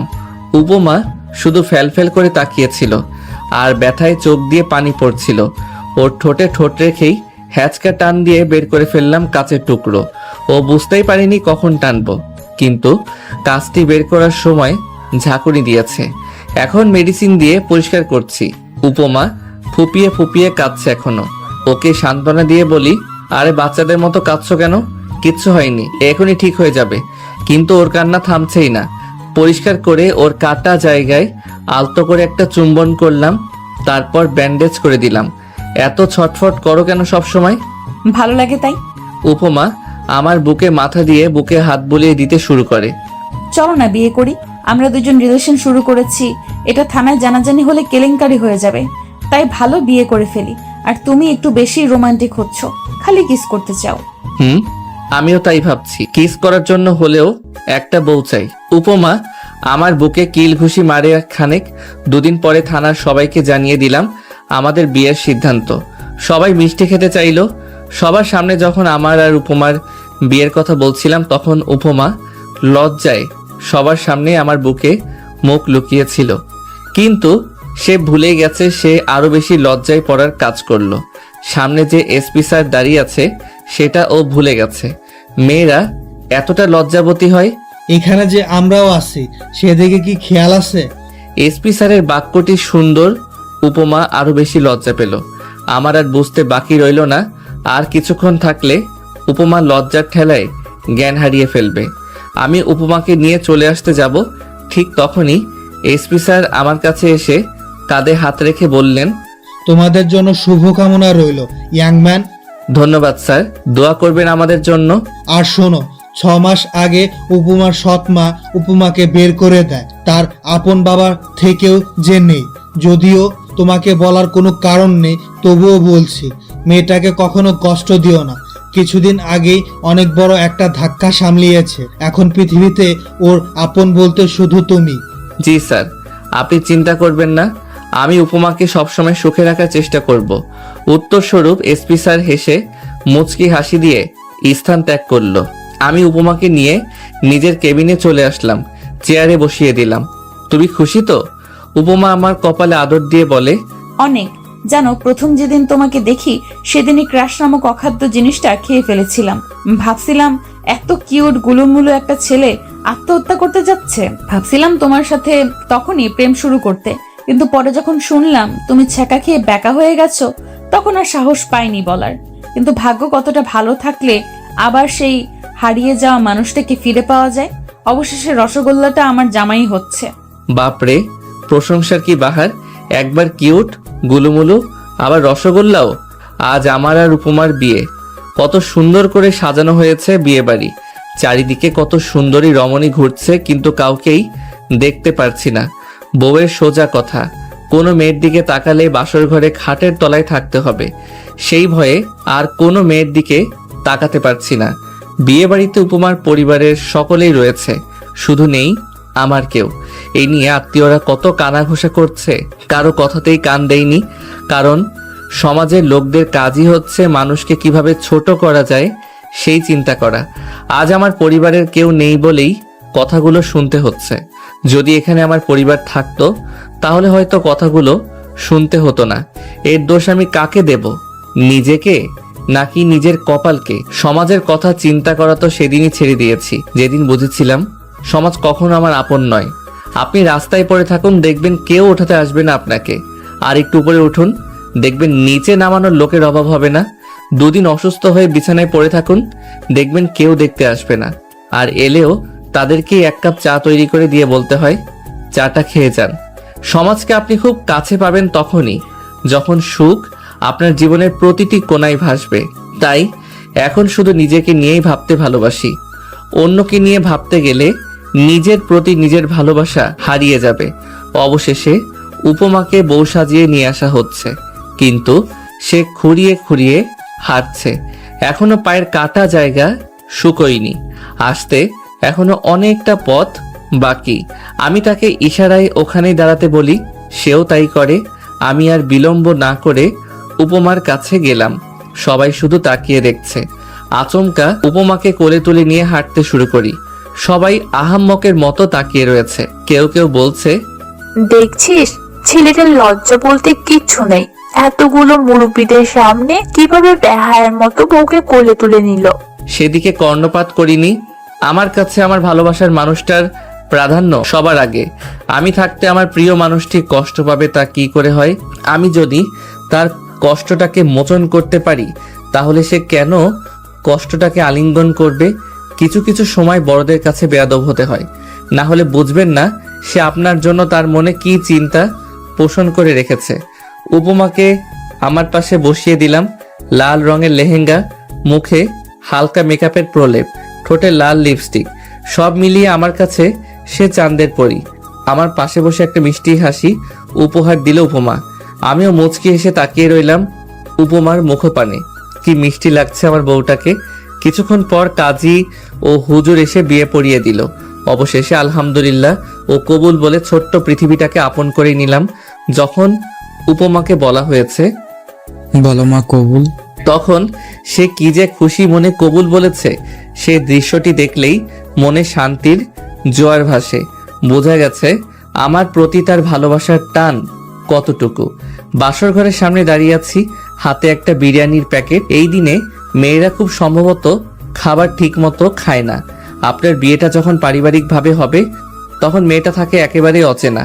যদি শুরু থেকে মেয়েটির মন পেতে চান তাহলে বাসর ঘরে 1 প্যাকেট বিরিয়ানি নিয়ে যান, বউকে সুন্দর করে খাইয়ে দিন। দেখবেন আল্লাহর তরফ থেকে তার মনে আপনার জন্য একটা সুন্দর ভাবনার সৃষ্টি হবে। সে বুঝতে পারবে আপনি ভরসা করার মতো একটা মানুষ পেয়েছি, যে মানুষটা শুরুতেই আমার কেয়ার করছে। অবশ্যই বাকি জীবনটাও তার সর্বোচ্চটা দিয়ে আগলে রাখবে। আপনার এই আচরণে মডার্ন মেয়েটাও নুয়ে যেতে পারে। আল্লাহর নাম নিয়ে দরজা খুলে ভিতরে প্রবেশ করি। আমাকে দেখে উপমা মিষ্টি কণ্ঠে সালাম দিল। আসসালামু আলাইকুম। মুচকি হেসে উত্তর দিলাম, ওয়ালাইকুম আসসালাম। প্যাকেটটা বিছানায় রেখে বউয়ের পাশে গিয়ে বসি। বউ ইয়া লম্বা ঘোমটা টেনে বসে আছে। ঘোমটা তুলে উপমার কপালে ও দুই চোখের পাতায় আদর দিলাম। ওর চোখে মুখে হাসির ঝলকানি। ও হাসলে যেন হেসে দেয় পৃথিবী। হাত ধুয়ে এসে প্যাকেটটা খুলে খাবার হাতে নিয়ে বললাম, সারাদিন তো বোধহয় কিছু খাওনি, নাও হা করো। এসবের কি দরকার ছিল? আমার তো খেতে পাইনি। তাহলে ফেলে দিয়ে আসি। আরে রাখছো কেন? আজ তোমাকে একেবারে নিজের করে পাবো, এই খুশিতেই তো মন আর পেট দুটোই ভরে গেছে। আর তুমি এতটা ভালোবেসে নিয়ে এসেছো, আমি না খেয়ে পারি? এখন খাইয়ে দাও। মেয়েটার উপর কোনোভাবেই রাগ করা যায় না। হি হি হি করে যখন হেসে দেয় তখন মনে হয় চারটা হাসছে। যার হাসি এতটা মায়াবী, যার মনটা বাচ্চাদের মতো কোমল, তার উপর কি আদৌ রাগ করে থাকা যায়? তার উপর তো একটা কঠিন মনের মানুষও নরম হতে বাধ্য। উপমাকে খাইয়ে দিলাম। সে অনেক তৃপ্তি নিয়ে খেলো। বুঝতে বাকি ছিল না সে সারাদিন এত মানুষের ভিড়ে কিছু খায়নি। সেও আমাকে খাইয়ে দিয়েছে। চলো না একটু ছাদে গিয়ে ঘুরে আসি। আমি কোনো কথা না বলে উপমাকে কোলে তুলে নিয়ে ছাদে গেলাম। দোলনায় বসে উপমাকে কোলে বসিয়ে নিলাম। সে পরমানন্দে আমার বুকে মুখ গুজলো। আমি উপমার মাথায় হাত বুলিয়ে দিচ্ছি। দেখো আজকের চাঁদটা কত সুন্দর করে তার কিরণ ছড়াচ্ছে। উপমার কথায় চোখের দৃষ্টি আকাশের দিকে নিক্ষেপ করলাম। সত্যি আজ চাঁদটা একটা গোল থালার আকৃতি ধারণ করেছে, যার কারণে আলোটা একটু বেশি ঠিকরে পড়ছে। জানো চাঁদটা আজ এত বেশি আলো দিচ্ছে কেন? উপমা থুতনিটা আমার বুকে ঘষে বলে, কেন? কারণ তার জ্বালা হচ্ছে তাই। চাঁদটা আমায় অনেক ভালোবাসে, কিন্তু আমি তাকে প্রত্যাখ্যান করে আরেকটা চাঁদকে বিয়ে করেছি। তাই সে কষ্ট সইতে না পেরে জ্বলে পুড়ে খাক হয়ে যাচ্ছে। ইস, তুমিও না বাড়িয়ে বলো সব সময়। লজ্জা পেয়েছে আমার বউরানীটা। বাড়িয়ে বলবো কেন? চাঁদ আমার চারিদিকটা আলোকিত করলেও আমার জীবনটা তো আলোকিত করতে পারেনি। কিন্তু উপমা হাসান রুহি নামক মিষ্টি মেয়েটা আমার জীবনকে আলোকিত করেছে। তাহলে তুমি বলো আমার কাছে কে বেশি দামি হবে? এই চলো না একটু হেঁটে আসি এই নিশিরাতের পিচ ঢালা রাস্তায়। হাঁটতে গেলে পায়ে ব্যথা হবে, তাই যখন সুস্থ হবে তখন তোমায় নিয়ে হাঁটবো। না না, আমার ব্যথা হবে না। তোমার কাঁধে হাত রেখে হাঁটবো, আর তুমি তো আমাকে ধরেই রাখবে। আমি আজকেই হাঁটবো, প্লিজ প্লিজ। উপমার এই ইনোসেন্ট মুখটা দেখে একেবারে ঘায়ল হয়ে গেলাম। আচ্ছা চলো। খুশিতে উপমা আমার গালে আদর দিয়ে বসে। খুব ভালো লাগে প্রিয় মানুষের এই মিষ্টি আবদার ও পাগলামিগুলো। মেয়েদের বলছি, বিয়ের পরে স্বামীর ভালোবাসা যদি বেশি পেতে চান তাহলে একটু ন্যাকা হবেন। হালকা ন্যাকা সুরে তার কাছে আবদার করবেন, পাগলামি করবেন। দেখবেন সেও আপনার আবদারগুলোকে আপন করে নেবে। তবে এতটাও বেশি ন্যাকামি করবেন না যাতে সে বিরক্ত হয়ে কানের 2 ইঞ্চি নিচে বুলডোজার চালিয়ে দেয়। রাত বাজে 2টো। ল্যাম্পপোস্টের ঘোলাটে আলোয়া কচ্ছপের মতো হাঁটছি আমরা। উপমা আমার কাঁধে হাত রেখে হাঁটছে, আর আমি ওর পিঠ দিয়ে হাত দিয়ে ওর বাম হাত ধরে হাঁটিয়ে নিয়ে যাচ্ছি। প্রিয় মানুষটা যখন হাতে হাত রেখে হাঁটে তখন সেই অনুভূতির প্রকাশ করা যায় না। চাঁদের পরীটা আইসক্রিম খাবে? এত রাতে আইসক্রিম কোথায় পাবে? সামনে একটা দোকান খোলা রয়েছে, তুমি এখানে একটু দাঁড়াও, আমি তাড়াতাড়ি নিয়ে আসছি। উপমাকে মাঝ রাস্তায় রেখে আইসক্রিম কিনতে গেলাম। এত রাতে কোনো গাড়ি আসবে না, তাই আর কোনো চিন্তা নেই। উপমাও আস্তে আস্তে এগিয়ে আসছে। আইসক্রিম নিয়ে পিছনে ফিরে চোখ বড় বড় হয়ে গেল। একটা গাড়ি ফুল স্পিডে ধেয়ে আসছে উপমার দিকে। উপমাও আপ্রাণ চেষ্টা করছে সরে যেতে। হঠাৎ বুকের ভিতরটা ধুপ করে ওঠে। আইসক্রিম দুটো ফেলে দিয়ে সর্বোচ্চ শক্তি দিয়ে দৌড় দিলাম। উপমা আমার দিকে এগিয়ে আসছে আর আমি তার দিকে। উপমা আমার বুকে মাথা রেখে অঝোর ধারায় চোখের পানি ফেলছে। বড্ড বেশি ভয় পেয়েছিল মেয়েটা, আর এক মুহূর্ত দেরি করলেই আজ উপমার বড় কোনো ক্ষতি হয়ে যেত। গাড়িটা যখন উপমার খুব কাছাকাছি চলে এসেছিল ঠিক তখনই আমি উপমাকে রাস্তা থেকে সরিয়ে নেই। কাঁদতে কাঁদতে এক সময় উপমা হেঁচকি টানতে শুরু করলো। আমি এতক্ষণ গাড়ির নাম্বার নোট করায় ব্যস্ত ছিলাম। উপমার চোখের পানি মুছে দিয়ে বুকে শক্ত করে জড়িয়ে ধরলাম। আরে পাগলি, এভাবে বাচ্চাদের মতো কাঁদছো কেন? দেখো, কিচ্ছু হয়নি তোমার। আমি তোমার পাশে আছি। আমি থাকতে তোমার কি কোনো ক্ষতি হতে পারে? কিচ্ছু হতে দেব না। আমার বউরানীটার। উপমা আমার গালে হাত বুলিয়ে বলল, জানো মুগ্ধ, আমি এক মুহূর্তের জন্য ভেবেছিলাম তোমার জীবনটাকে আবারও আধারে ফেলে দিয়ে চলে যাচ্ছি। মেয়েটার কথা শুনে অবাক না হয়ে পারি না। নিজের বিপদের সময় সে চিন্তা করছে আমার কথা, অথচ নিজের চিন্তা মাথাতেই নেই। আমাকে রেখে কোথাও যেতে দিলে তো তুমি যাবে। কোথাও যেতে দিচ্ছি না বৌরানী। তুমি আমার জীবনের শেষ নিঃশ্বাস অবধি থেকে যাবে আমার পাশে। এখন প্লিজ কান্না থামাও। দেখো, আমাদের কারোর কিছুই হয়নি। অযথা চোখের পানিগুলো নষ্ট করছো তুমি। অন্য কোনো সময় যখন তোমাকে পেটাবো তখন চোখের পানিগুলো ফেলো। এখন চোখের পানিগুলো জমিয়ে রাখো। উপমা আমার বুকে হালকা আঘাত করে বলে, আমাকে মারবে? এত বড় সাহস! তোমাকে টানতে টানতে হাজতে ভরে দেব। তুমি জানো আমি কে? এই অপরাধের জন্য তোমাকে আমি কত বড় শাস্তি দিতে পারি। তুমি কে? আমি হচ্ছে এই শহরের সাব ইন্সপেক্টর। তার থেকে বড় পরিচয় হচ্ছে আমি ওসি সাহেবের বউ। আমি 2 হাত দূরে সরে গেলাম। আকতি সুরে বললাম, ভুল হয়ে গেছে ম্যাডাম, আর এমন হবে না। আপনি আমায় ক্ষমা করে দিন, আর কখনোই সাহস দেখাবো না। উপমা আমার অভিনয় দেখে ফিক করে হেসে দেয়। খিলখিল করে হাসছে আমার বউরানীটা। কি যে ভালো লাগছে তার হাসিটা দেখতে। হয়েছে, এখন আমাকে কোলে নিয়ে বাসায় চলো, তাহলেই আর শাস্তি পেতে হবে না। অজ্ঞতা বউকে আবার কোলে নিয়ে হাঁটা ধরি বাসার পথে। বাসায় এসে দুজনে ফ্রেশ হয়ে বিছানায় বসলাম। পকেট থেকে ফোনটা বের করে কনস্টেবলকে কল করি। আসসালামু আলাইকুম স্যার। স্যার, এই সময় আমাকে কল দিলেন? ওয়ালাইকুম আসসালাম। তোমার একটা কাজ আছে। তোমাকে একটা গাড়ির নাম্বার দিচ্ছি, খোঁজ করে দেখো কার গাড়ি, আর দেখা পেলেই থানায় নিয়ে আসবে। ওকে, নাম্বারটা দিলাম। ঠিক আছে স্যার, আমি দেখছি।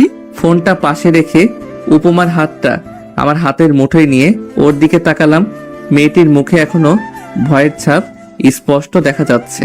ওর মুখে হাত বুলিয়ে বলি, এখনো ভয় পাচ্ছ? এতটা ভয় পেলে চলবে? তুমি তো একজন সাহসী পুলিশ অফিসার। তোমাকে এভাবে ভয় পাওয়া মানায় না। উপমা আবারও 2 ফোঁটা পানি ফেললো। ভয় আর কি নিজের জন্য হচ্ছে, ভয় হয় তোমায় নিয়ে।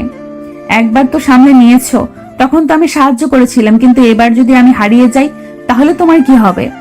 উপমার চোখের পানি মুছে দিলাম। তুমি শুধু শুধু এসব ফালতু চিন্তা করছো। তোমার কি হবে? হ্যাঁ, কিচ্ছু হবে না তোমার। আমার মনে হয় এটা একটা ইচ্ছাকৃত ষড়যন্ত্র। কিভাবে বুঝলে? আমি প্রথমে ভেবেছিলাম গাড়িটা ব্রেক ফেল করেছে, কিন্তু পরে যখন দেখলাম গাড়িটা সম্পূর্ণ নিয়ন্ত্রণে রয়েছে, তখন আর বুঝতে বাকি রইল না এটা তোমাকে মারার একটা পরিকল্পনা। আমি কার কি ক্ষতি করেছি যে আমায় মারবে? পুলিশ জয়েন করার পর তো কোনো অপরাধীকেও ধরিনি, তাহলে আমাকে মারার মতো কে থাকবে?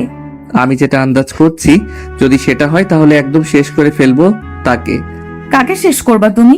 বাদ দাও, এখন ঘুমাবে চলো। উপমা আহ্লাদি কণ্ঠে বলল। আজকে রাতে কেউ ঘুমায়, আমাকে আদর করবা না? উপমার কপাল থেকে কয়েকটা চুল সরিয়ে দিয়ে বললাম, আজ তোমার উপর অনেক ধকল গেছে, এখন একটু বিশ্রাম করো। আদর তো সারা জীবনই করতে পারবো। উপমা ভেঙচি কেটে বলল, বিয়ের আগে কত চাপাবাজি, আমাকে দেখলে রোম্যান্স করতে ইচ্ছে করে, এটা করতে ইচ্ছে করে, ওটা করতে ইচ্ছে করে। এখন মেতেই পড়েছে। বাপরে, মেয়ে তো দেখি সাংঘাতিক। আমার পুরুষত্বের দিকে আঙুল তুলেছে। এটা তো মেনে নেওয়া যায় না। মুহূর্তের মধ্যেই উপমাকে বিছানায় চেপে ধরে ঠোঁটে মুখে ইচ্ছে মতো আদর করতে লাগলাম। তারপর দীর্ঘ সময় নিয়ে একটা ওয়ানডে ম্যাচ খেললাম। যা ডোজ দিয়েছি তাতে মনে হয় না উপমা বিছানা থেকে উঠে হাঁটতে পারবে। এদিকে উপমা শুধু ফুঁসছে, বেচারি কিছু বলতেও পারছে না। হা হা হা, বেশি ভাব নিতে গিয়ে ফাটা বাসে চিপায় পড়ছে। শয়তান, খুবই হনুমান, গন্ডার, জিরাফ, লেজকাটা বানর। আদর করতে বলেছি বলে এভাবে? এখন আমি হাঁটবো কিভাবে? তোমার ঘাড়ে চেপে সারা দুনিয়া ঘুরবো বলে দিলাম। ছেলেদের পুরুষত্বের দিকে আঙুল তুললে ছেলেরা এতটাই খেপে যায়। তোমাকে আমি পুলিশে দেব। এই মেয়ে কথায় কথায় শুধু পুলিশের ভয় দেখায়। ওর মাথার তার কি ঢিলে হয়ে গেছে? হয়েছে, এবার ঘুমাও, অনেক রাত হয়েছে। আসো, তোমাকে নিয়ে বুকে ঘুমাবো। না, আমি তোমার বুকে ঘুমাবো না। বলেই উল্টো পাশে শুয়ে পড়ে। ওকে ভয় না দেখালে হবে না। বলি, মনে কি ভয় ডর বলতে কিছু নেই? ওয়ানডে ম্যাচ খেললাম, এবার কিন্তু টেস্ট ম্যাচ খেলবো। বলতে দেরি, কিন্তু বুকে মুখ লুকাতে দেরি হলো না। পাগলিটার পাগলামি দেখতেই ভালো লাগে। একটু পর বুকে পিঁপড়ে কামড়ানোর মতো ব্যথা পাচ্ছি। তাকিয়ে দেখি উপমা আমার বুকে কামড় বসিয়েছে। ওকে মুখ বরাবর তুললাম। খানিকটা সময় দুজন দুজনের চোখের দিকে তাকিয়ে রইলাম। তারপর উপমার ঠোঁটে আলতো করে ঠোঁট ছোঁয়ালাম। কিছুটা সময় অতিবাহিত হওয়ার পর বুকে শক্ত করে জড়িয়ে ধরে বললাম, এখন আর দুষ্টুমি নয় বৌরানী, এবার ঘুমাও, না হলে আমি রেগে যাব। বলে কপালে আরো একটা আদর দিলাম। এবার আমার বৌরানীটা একটু শান্ত হলো। ওর মাথায় হাত বুলিয়ে দিতে শুরু করি। এরপর আস্তে আস্তে দুজনেই হারিয়ে গেলাম ঘুম রাজ্যের অতল গহ্বরে। অতীতকে অতীতই থাকতে দিন। একে মনে করে নিজের জীবনটাকে বিষাক্ত করবেন না।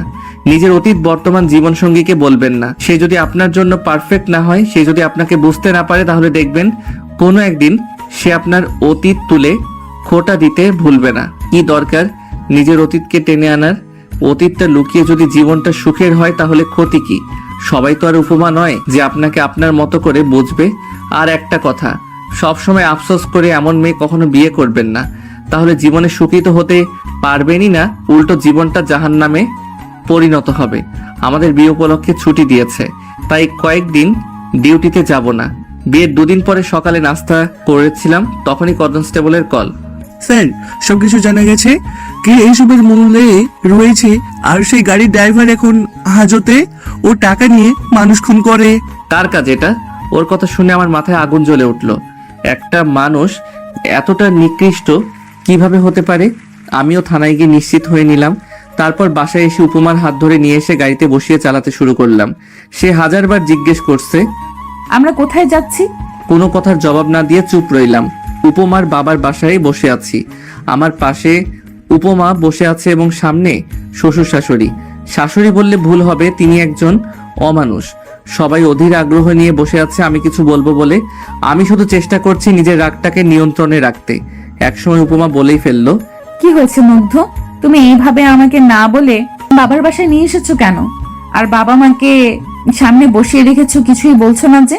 এবার শ্বশুর মশাইও বলে ওঠে, জামাই বাবাজি, তোমাকে চিন্তিত মনে হচ্ছে, আর তোমার মুখ দেখে বোঝা যাচ্ছে তুমি রেগে আছো। কি হয়েছে বাবা, বলো আমাকে। আমার মেয়ে কি কোনো অপরাধ করেছে? আমি একবার উপমার দিকে তাকিয়ে দৃষ্টি সরিয়ে শ্বশুর মশাইয়ের দিকে তাকালাম। সুষ্ঠুভাবে বললাম, অপরাধ আপনার মেয়ে নয়, করেছে আপনার ঘরের বউ। আমার মুখে এই ধরনের বাক্য শুনে সবাই কিঞ্চিত অবাক হয়েছে বটে। শ্বশুর মশাই হয়তো ভাবতে শুরু করেছে ছেলেটার বিয়ে হতে না হতে বেয়াদবি শুরু করেছে। উপমা আমার হাত টেনে বলল, এইসব কি যাতা বলছো মুগ্ধ? উনি আমার মা হয়, আর সম্পর্কে তোমার শাশুড়ি হয়, আর শাশুড়ির সঙ্গে এভাবে কেউ কথা বলে? উপমার দিকে তাকিয়ে একটা মুচকি হাসি উপহার দিলাম। মেয়েটা বড্ড অভিনয় করতে জানে। আর কত অভিনয় করবে ভালো থাকার, নিজেকে খুশি রাখার, আর কত মিথ্যা হাসি দেবে এই মুখ দিয়ে। এবার উপমার মুখটা মলিন হয়ে গেল।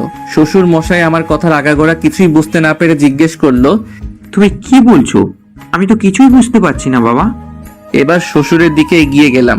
মেয়েকে জন্ম দিয়ে নিজের দায়িত্বটা গুটিয়ে নিয়েছেন। দিন শেষে যখন বাড়ি ফিরতেন তখন কি একবারের জন্যও মেয়েটার ঘরে গিয়ে জিজ্ঞেস করছেন, মা আজ তোর দিনটা কেমন কাটলো, ঠিক মতো খাবার খেয়েছিস তো? জিজ্ঞেস করেছিলেন কখনো? আমার সম্মানিত শ্বশুর মাথাটা নিচু করে নিলেন। আমি আবারও বলতে শুরু করি, উপমার জন্মের সময় নাকি ওর মা মারা যায়। তারপর উপমার দেখাশোনার জন্য দ্বিতীয় বিয়ে করেন। সকালে কাজে যান নিশ্চিন্ত হয়ে, এই ভেবে যে আপনার বউ উপমার দেখাশোনা করবে। দেখাশোনা করেছে ঠিকই, আর সেটা এমন ভাবে দেখেছে যে মেয়েটা মানসিকভাবে পাগল হয়ে যায়। যতই বড় হতে থাকে তাকে ততই কষ্ট দেয়। যখন সে নিজের মানসিক শান্তির খোঁজে বাইরে যায় তখন শুনতে হয় সে নাকি বাইরে ফষ্টি নষ্টি করে বেড়ায়। এরপরও আপনার মেয়ে তার বিরুদ্ধে আপনাকে কিছু বলেনি। কেন জানেন? কারণ সে আপনার মতো নির্বোধ নয়। জন্ম দিলেই দায়িত্ব শেষ হয়ে যায় না, বাচ্চাদের ভালোবাসতে হয়, না হলে তারা বকে যায়। কিন্তু উপমা নিজেকে সঠিক রাস্তায় ঠিকই রেখেছে। আপনারা তো পিতামাতা নামের কলঙ্ক। কথাগুলো শুনে শ্বশুরের চোখ দিয়ে দুফোঁটা পানি গড়িয়ে পড়ল, আর আগুন ঝরা দৃষ্টি নিয়ে তাকিয়ে আছে তার বউয়ের দিকে। মিসেস হাসান একটু চুপসে গেছে। শ্বশুর মশাই মিসেস হাসানের কাছে গেলেন। মুগ্ধ যেগুলো বলেছে সেগুলো কি সত্যি? হাসান চুপ করে রইলেন। কি হলো, চুপ করে আছো কেন? এখন চিৎকার করে লাভ নেই, এখনো তো আসল কথা বলিই নাই। এবার সবাই আরো ভ্রু কুচকে তাকালো আমার দিকে। উপমা আমায় প্রশ্ন করলো, আসল কথা মানে? তুমি ক্লিয়ার করে বলো তো বাবা। শ্বশুরের কথায় তার সামনে গেলাম। আমাদের বাসরাতে আপনার মেয়ের ইচ্ছে ছিল তাকে নিয়ে বাইরে হাঁটতে, গিয়েও ছিলাম। আর সেখানেই উপমাকে মারার চেষ্টা করে গাড়ি চাপা দিয়ে, সেটার কেউ নয়, করেছে আপনার স্ত্রী। শুধুমাত্র আপনি আপনার সম্পত্তি আপনার মেয়ের নামে দিয়েছেন বলে। আমার কথা শুনে সবাই অবাকের চরম পর্যায়ে পৌঁছে যায়।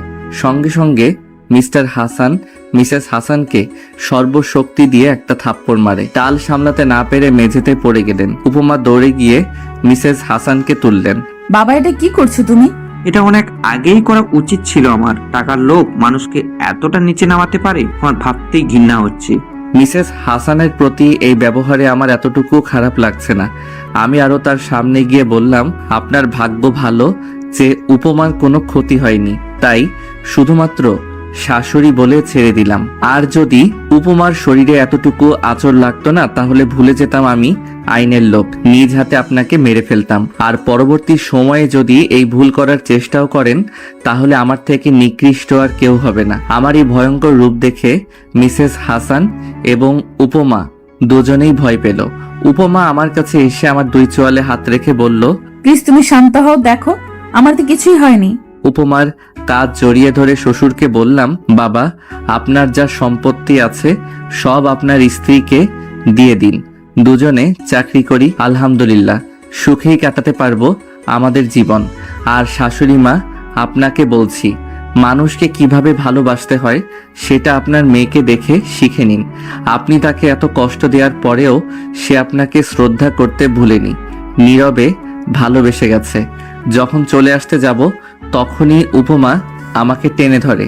পিছনে তাকিয়ে দেখি শাশুড়ি মা উপমার পা জড়িয়ে ধরেছে আর হাউমাউ করে কাঁদতে শুরু করেছে। মা, তুই আমাকে ক্ষমা করে দে। বিশ্বাস কর, আমি টাকার লোভে অন্ধ হয়ে গেছিলাম। তুই আমাকে ক্ষমা না করলে তোর বাবা আমাকে বাড়ি থেকে বের করে দেবে। তার চোখ দিয়ে অনর্গল পানি গড়িয়েই চলেছে।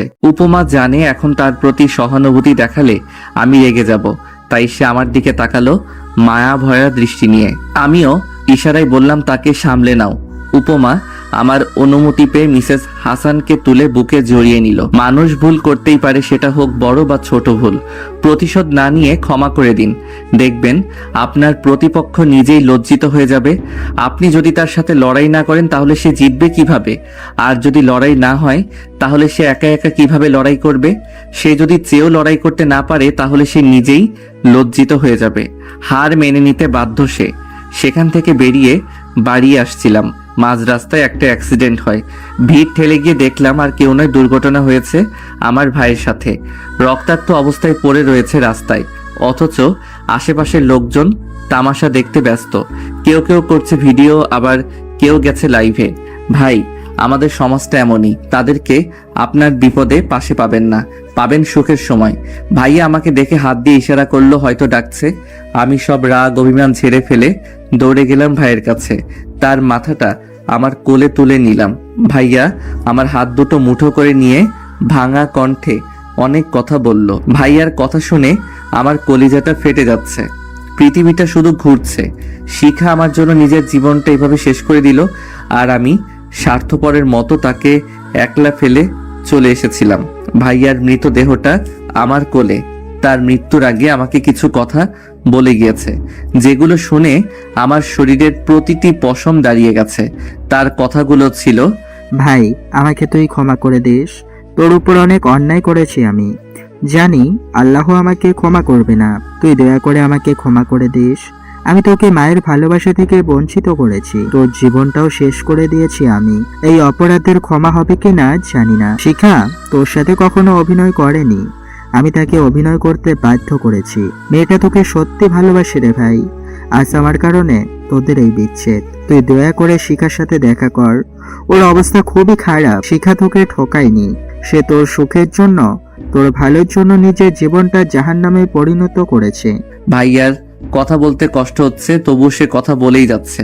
আর এদিকে আমার মাথা শুধু ঘুরছে। ভাইয়ার কথার কোনো মানে আমি বুঝতে পারছি না। আমি বললাম, এসব কথা পরে হবে, আগে তুই হাসপাতালে চল। ভাইয়া আমাকে থামিয়ে দিয়ে বলল, আমি হয়তো আর বাঁচবো না, এতটাই পাপের ভার বেশি হয়েছে আবার। বলতে না বলতেই শেষ নিঃশ্বাস ত্যাগ করলো আমার কোলে। সত্যি বলতে ওর মৃত্যুতে খুব একটা কষ্ট হলো না আমার। সব সমস্যা মিটিয়ে উপমাকে নিয়ে বাড়িতে নিয়ে গেলাম ভাইয়ার লাশ। আবার সে অবহেলিত হওয়া বাড়িতে ফিরবো ভাবিনি কখনো। সময় কত কিছুই না করতে বাধ্য করে। বাড়ির ভিতরে ঢুকে তাকিয়ে রইলাম চারিদিকে, কোথাও কেউ নেই। বাড়িটা কেমন মৃত হয়ে গেছে। কোথায় তুমি?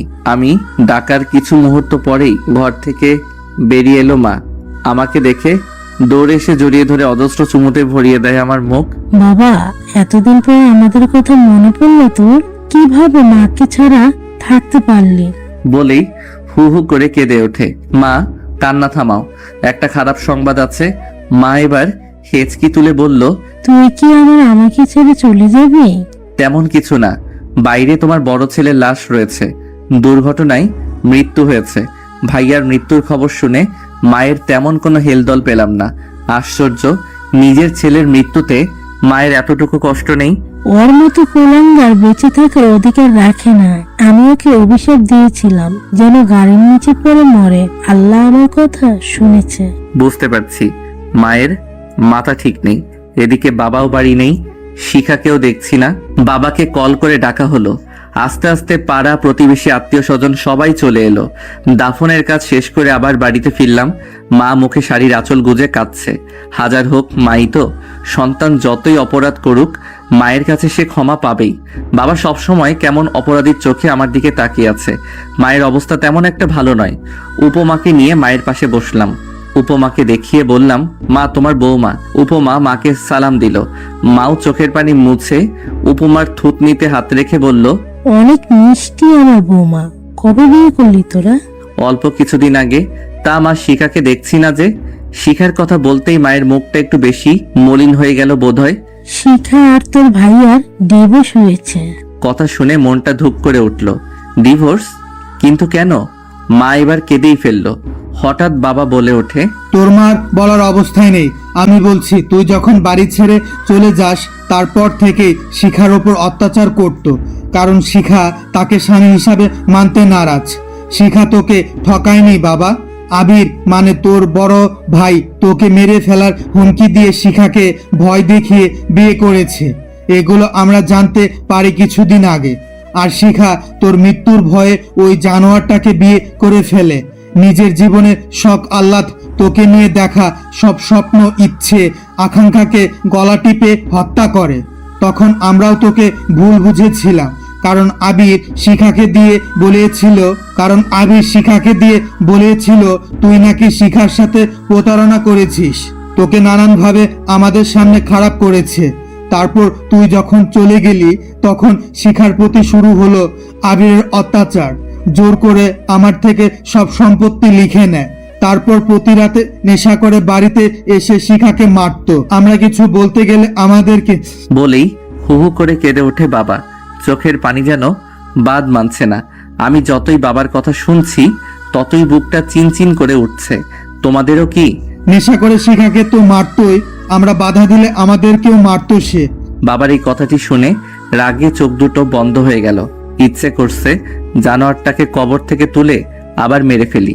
বাবা আবার বলতে শুরু করলো, নেশা তো করতোই, সাথে বাড়িতে মেয়েও নিয়ে আসতো আর শিখাকে ঘরের বাইরে বের করে দিত। শিখা আবিরের হাজারো লাথি খেয়ে পড়ে থাকতো। একটা সময় আমরা সবাই মিলে ওদের ডিভোর্স করিয়ে দেই। মেয়েটা প্রায় মরতে বসেছিল। প্রতি রাতে তোর ছবি জড়িয়ে ধরে অঝোর ধারায় কান্না করত। মেয়েটা আজও তোর ছবি দেখে চোখের পানি ফেলে। মেয়েটা শুধু কষ্টই পেয়ে গেল রে বাবা। শুধু তোর জীবনের কথা ভেবে মেয়েটা নিজের জীবনটায় জাহান্নাম করে দিল। ওদের ডিভোর্স করিয়ে দেওয়ার পরে ভেবেছিলাম ওর অন্য কোথাও বিয়ে দিয়ে দেব আমরা, কিন্তু তার আগেই ঘটে গেল আরো একটা দুর্ঘটনা।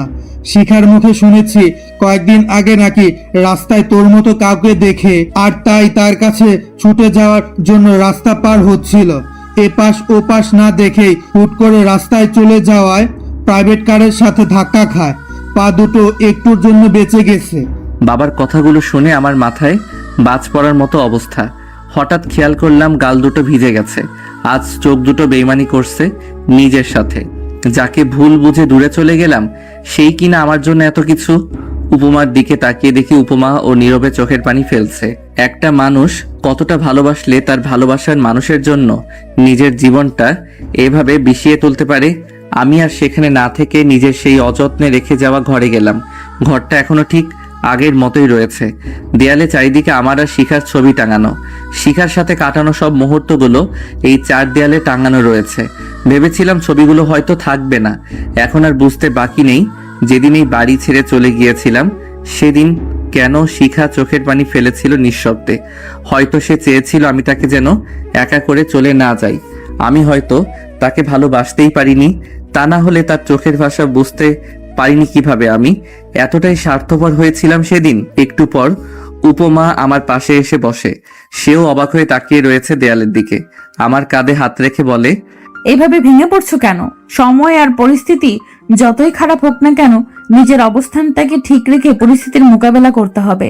উপমার দিকে করুণ দৃষ্টিতে তাকিয়ে বললাম, কি ভেবেছিলাম আর কি হয়ে গেছে।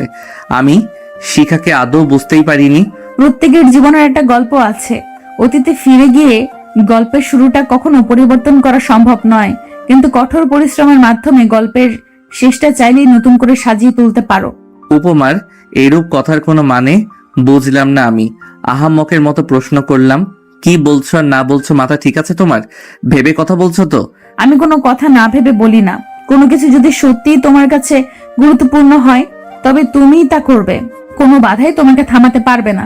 কিছু কিছু সময় আসে যখন আমরা বিশ্বাস ও অবিশ্বাসের সীমারেখায় অবস্থান করি।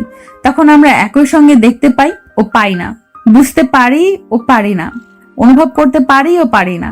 সে বড় রহস্যময় সময়। নিজের ভুলের জন্য যেটা হয় সেটাকে সংশোধন করে নিতে হয়। চলো আমরা শিখা আপুর কাছে যাই। আমি উপমাকে যত দেখি ততই অবাক হই। মেয়েটা এমন কেন? জীবনে এরকম দোটানায় পড়বো সেটা চিন্তারও অধিক বাহিরে। মুহূর্তে আমরা দাঁড়িয়ে আছি শিখার ঘরের সামনে। পাশে রয়েছে শিখার মা। ভিতরে যাওয়ার জন্য মনটা ছটফট করলেও পা দুটো এগোতে চাইছে না। কোন মুখে তার সামনে দাঁড়াবো আমি? স্বার্থপরের মতো তাকে একলা ফেলে পালিয়ে গিয়েছিলাম। এখন বউসহ এসেছি তার সাথে দেখা করতে। অবশেষে উপমা আমাকে ধরে নিয়ে গেল ঘরের ভিতরে। এত বছর পর শিখাকে দেখে মনটা কেমন উত্তেজিত হয়ে ওঠে। শিখা সিলিং ফ্যানের দিকে এক পলকে তাকিয়ে রয়েছে, আর চোখ দিয়ে অনবরত পানি পড়ছে নিঃশব্দে। আমরা ঘরে প্রবেশ করেছি, এখনো টের পাইনি সে। শিখার দুটো পায়ে ব্যান্ডেজ পেঁচিয়ে রেখেছে। শিখার মা শিখার পাশে গিয়ে তার মাথায় হাত বুলিয়ে বলল, দেখ মা শিখা, তোর সাথে কারা দেখা করতে এসেছে। এবার শিখা চোখের পলক ফেলে ঘাড় ঘুরিয়ে আমার দিকে তাকালো। আমাকে দেখেই শিখা ফোপাতে শুরু করে, কিন্তু চোখে পানি নেই। একটু পর চোখ দিয়ে আবার পানি পড়তে শুরু করে। শুনেছি কথাও বলতে পারে না ঠিক মতো। শিখা তার একটা হাত আমার দিকে বাড়িয়ে ইশারায় ডাকে। শিখার চোখের পানিগুলো আমার একদম ভেঙে দিচ্ছিল। এ কোন দোটানায় পড়লাম আমি? নিয়তি এত নিঠুর। শিখা তখনই যদি বলতো সবকিছু, তাহলে হয়তো কিছু করতে পারতাম না। তবে তাকে নিয়ে চুপিসারে পালাতে তো পারতাম, দুজনের জীবন বাঁচাতে। আজ ওর বোকামির কারণে মানুষ বিপদে পড়লে আপনা আপনি নির্বোধের মতো কাজ করে বসে। আফসোস করেই বা কি হবে? এখন আফসোস করলে খামোখা ভবিষ্যৎটাকে অন্ধকারে ঠেলে দেওয়ার মতো বোকামি করা হবে। কারো জীবনকে একেবারে বিষিয়ে দিতে আফসোস শব্দটাই যথেষ্ট। আফসোস যারা করে তারা কখনো জীবনের স্বাদ পায় না। তারা ভাবে, ইস, জিনিসটা কেন যে ছেড়ে আসলাম, যদি চাইতাম তাহলে পাইতাম। এই ভেবেই সেখানে নিজেকে গুটিয়ে নেয়, কিন্তু চিন্তা করে না যে আমি যেটা পারিনি সেটাকে আবার অর্জন করতে চেষ্টা করব। আমি শিখার এমন নীরব আর্তনাদ দেখে উপমার দিকে তাকালাম। উপমা মিষ্টি একটা হাসি দিয়ে বলল, যাও, যাকে কাঁদিয়েছো তার চোখের পানি মুছে দাও। আমিও আস্তে আস্তে এগিয়ে গেলাম, শিখার পাশে বসে তার চোখের পানি মুছে দিলাম। আজ কতদিন পর শিখাকে স্পর্শ করলাম। শিখা আমার গালে হাত বুলিয়ে ভাঙা কণ্ঠে বলল, কেমন আছো গুড্ডু? আজও তার মুখে তার দেওয়া নামটা শুনতে পাবো ভাবতে পারিনি। আমি ভালো আছি, তুমি কেমন আছো? শিখা ও উপমার মতোই মিষ্টি হাসি দিয়ে বলল, ভালো আছি। আশ্চর্য হতে বাধ্য হই আমি। শিখার কথায় এতটুকু ও অভিমানের ছাপ নেই, অথচ আমি তাকে ফেলে গিয়েছিলাম। সত্যিকারের ভালোবাসা বুঝি এমনই হয়, পাই বা না পাই সে সুখী হোক। এবার উপমা এসে শিখাকে ধরে বসিয়ে দিল। শিখা কৌতূহলী দৃষ্টিতে উপমাকে দেখছে, জিজ্ঞেস করেই বসলো, তুমি কে? আমি উপমার দিকে তাকালাম, আর উপমাও। উপমা আমার বউ। শিখা মুখে হাসি রেখা রেখেই বলল, বাহ, কি মিষ্টি একটা মেয়েকে বিয়ে করেছো। কথাটি বলেই উপমার মাথায় এবং মুখে হাত বুলিয়ে দিল।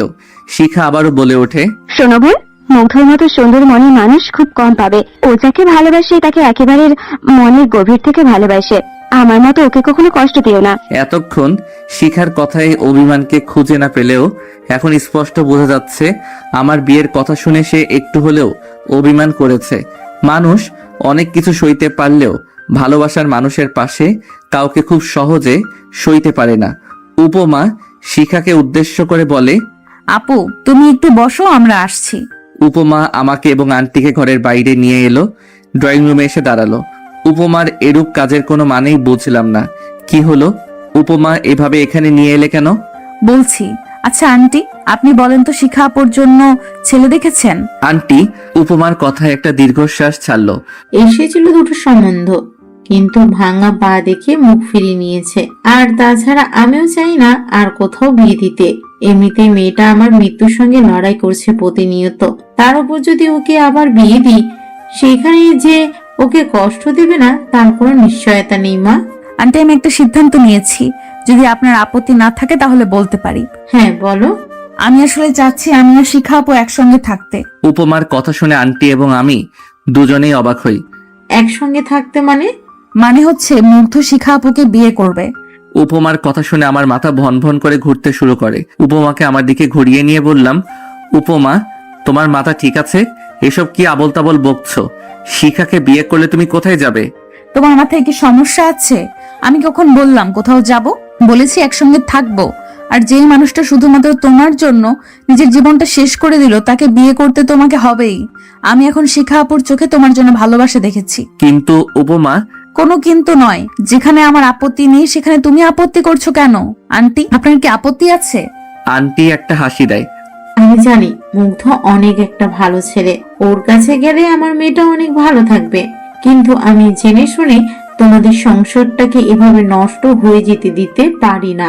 আন্টি আপনি একদম চিন্তা করবেন না, আমরা দুই বোন মিলেমিশে থাকবো, এইটুকু বিশ্বাস আপনি আমার উপর রাখুন। স্বামীর ভাগ যখন দিতে পারছি তখন মিলেমিশেও থাকতে পারবো। আর বাকি রইল মুগ্ধ, ওর কথার ধার কে ধারে? বেশি তেরামি করলে সোজা হাজতে ঢুকিয়ে দেব। বাহ, পরিস্থিতি যেমনই হোক উপমার ফাপড়ের ঠেলায় হাসি আসতে বাধ্য। শিখার দেখাশোনা করবে কে তাহলে? তাদের কথার মাঝে আমি প্রশ্নটি করলাম। উপমা স্বাভাবিকভাবে উত্তর দিল, আমি হ্যাঁ চাকরি ছেড়ে দেব। ছোটবেলা থেকেই তো একাকিত্বের সময় পার করেছি, এখন থেকে না হয় শিখা আপুর সাথে সময় কাটালাম। তুমি যতই বলো না কেন আমি কোনো কথাই শুনছি না। আজ তোমার জন্য শিখা আপুর এই অবস্থা। ভালোবাসো অথচ মুখ আর চোখের পানি তার মনের অবস্থা বোঝো না। আমি আর বলার মতো কিছু খুঁজে পেলাম না, তাই চুপ করে রইলাম। উপমা তো ঠিকই বলেছে। সেদিন যদি শিখার মনের অবস্থাটা বুঝতাম তাহলে আজ হয়তো এই দিনটি দেখতে হতো না। আমি ভাবতেই পারিনি উপমা এমন একটা সারপ্রাইজ দেবে। আমি তো দ্বিতীয় বিয়ের কথা মাথাতেই আনতে পারিনি। আর সেখানে উপমা নিজেই জোর করছে আমাকে। অজ্ঞতা শিখার সাথে আমার বিয়ে হয়। উপমা নিজে দাঁড়িয়ে থেকে আমাদের বিয়ে দেয়। মেয়েটা বড় অদ্ভুত, সবসময় মানুষের কথাই ভাবে। লোক খুব কম ছিল, শিখার মা বাবা আর আমার মা বাবা। উপমা অনেক কষ্টে তার বাবাকে রাজি করিয়েছে। আশ্চর্য বিষয় হলো আমাদের বিয়ের সময় উপমার মুখে হাসি লেগেছিল। এক মুহূর্তের জন্যও মুখটাকে মলিন করেনি। শিখাও বিয়েতে রাজি ছিল না, কিন্তু উপমার পাগলামির কারণে সেও রাজি হয়েছে। যাক, এখন একটু হলেও নিজের ভুলের বোঝা কমে গেল। আমাদের বেডরুমেই শিখাকে নিয়ে গেছে উপমা। শিখা হাঁটতে পারে না, ওকে ধরে হাঁটতে হয়। আহ কি শান্তি, কি শান্তি। দুটো বউ, আজও একটা বিরিয়ানির প্যাকেট সঙ্গে নিয়ে ঢুকলাম। শিখা আর উপমা দুজনকেই খাইয়ে দিলাম। শিখাকে ধরে বসে আছে উপমা। শোনো আপু, আমি যেমন অধিকার খাটাই মুগ্ধের উপর, ঠিক তেমনি অধিকার তুমিও খাটাবে। কখনো এতটুকুও কম বেশি করবে না। দুজন ওকে সমানভাবে ভালোবাসবো। আমাকে কখনো সতীন ভাববে না, ভাববে মায়ের পেটের বোন। না হলে খবর আছে বলে দিলাম। আর এই যে মিস্টার, আপনিও আমাদের দুই বোনকে সমানভাবে ভালোবাসা দিবেন। উত্তর স্বরূপ একটা মুচকি হাসি দিলাম। সত্যি তোমার তুলনা হয় না উপমা। শিখা উপমার কপাল টেনে সুন্দর করে শব্দ করে একটা চুমু দেয়। ছোটবেলায় মাকে বলতাম, মা আমার একটা ভাই বা বোন নেই। বড় আফসোস হতো অন্যান্য ভাই বোনের খুনসুটি দেখে, তবে আমি আজ একটা বোন পেলাম। ওদের দেখে সত্যি আনন্দে আমার মনটা ভরে ওঠে। কত তাড়াতাড়ি নিজেদের আপন করে নিল। আমি তাদের পাশে বসলাম। প্রথমে শিখাকে কাছে টেনে নিলাম। যখন শিখাকে কাছে টানলাম তখন উপমা উঠে যাচ্ছিল। উপমাকেও টেনে কাছে নিলাম। শিখার কপালে ছোট্ট একটা ভালোবাসার পরশ দিয়ে উপমার দিকে তাকালাম। কোথায় যাও? আজ আপুকে সময় দাও, আমি পাশের রুমেই আছি। উপমার কপালেও একটা আদর দিলাম। কোথাও যাওয়া হচ্ছে না, তুমি শিখার সাথে ঘুমাও। শিখা এখন অসুস্থ, আমি সোফায় ঘুমাচ্ছি। না, কেউ আলাদা থাকবো না, সবাই একসাথেই ঘুমাবো। শিখার কথায় উপমা আর কিছু বলল না, তিনজন শুয়ে পড়লাম। পরদিন সকালে অফিসে যাইনি বলে স্যার কল দিল। সালাম বিনিময় করে জিজ্ঞেস করলো, কি ব্যাপার, তুমি ডিউটিতে আসোনি কেন? স্যার আসলে আজ আসতে পারবো না, কেন? বিয়ে করেছি তাই। কি, তুমি আবার বিয়ে করেছো? এত বড় সাহস উপমাকে ছেড়ে? আরে স্যার রাগ করবেন না, উপমা নিজেই দাঁড়িয়ে থেকে আমাদের বিয়ে দিয়েছে। বাহ, তোমারই কপাল, আমার বউটা আর বুঝলো না। সুখে থেকো ভাই। কল কেটে গেল। হা হা হা, স্যারের জ্বলছে। কয়েকদিন পর দুই বউকে নিয়ে ওমরা করতে যাই।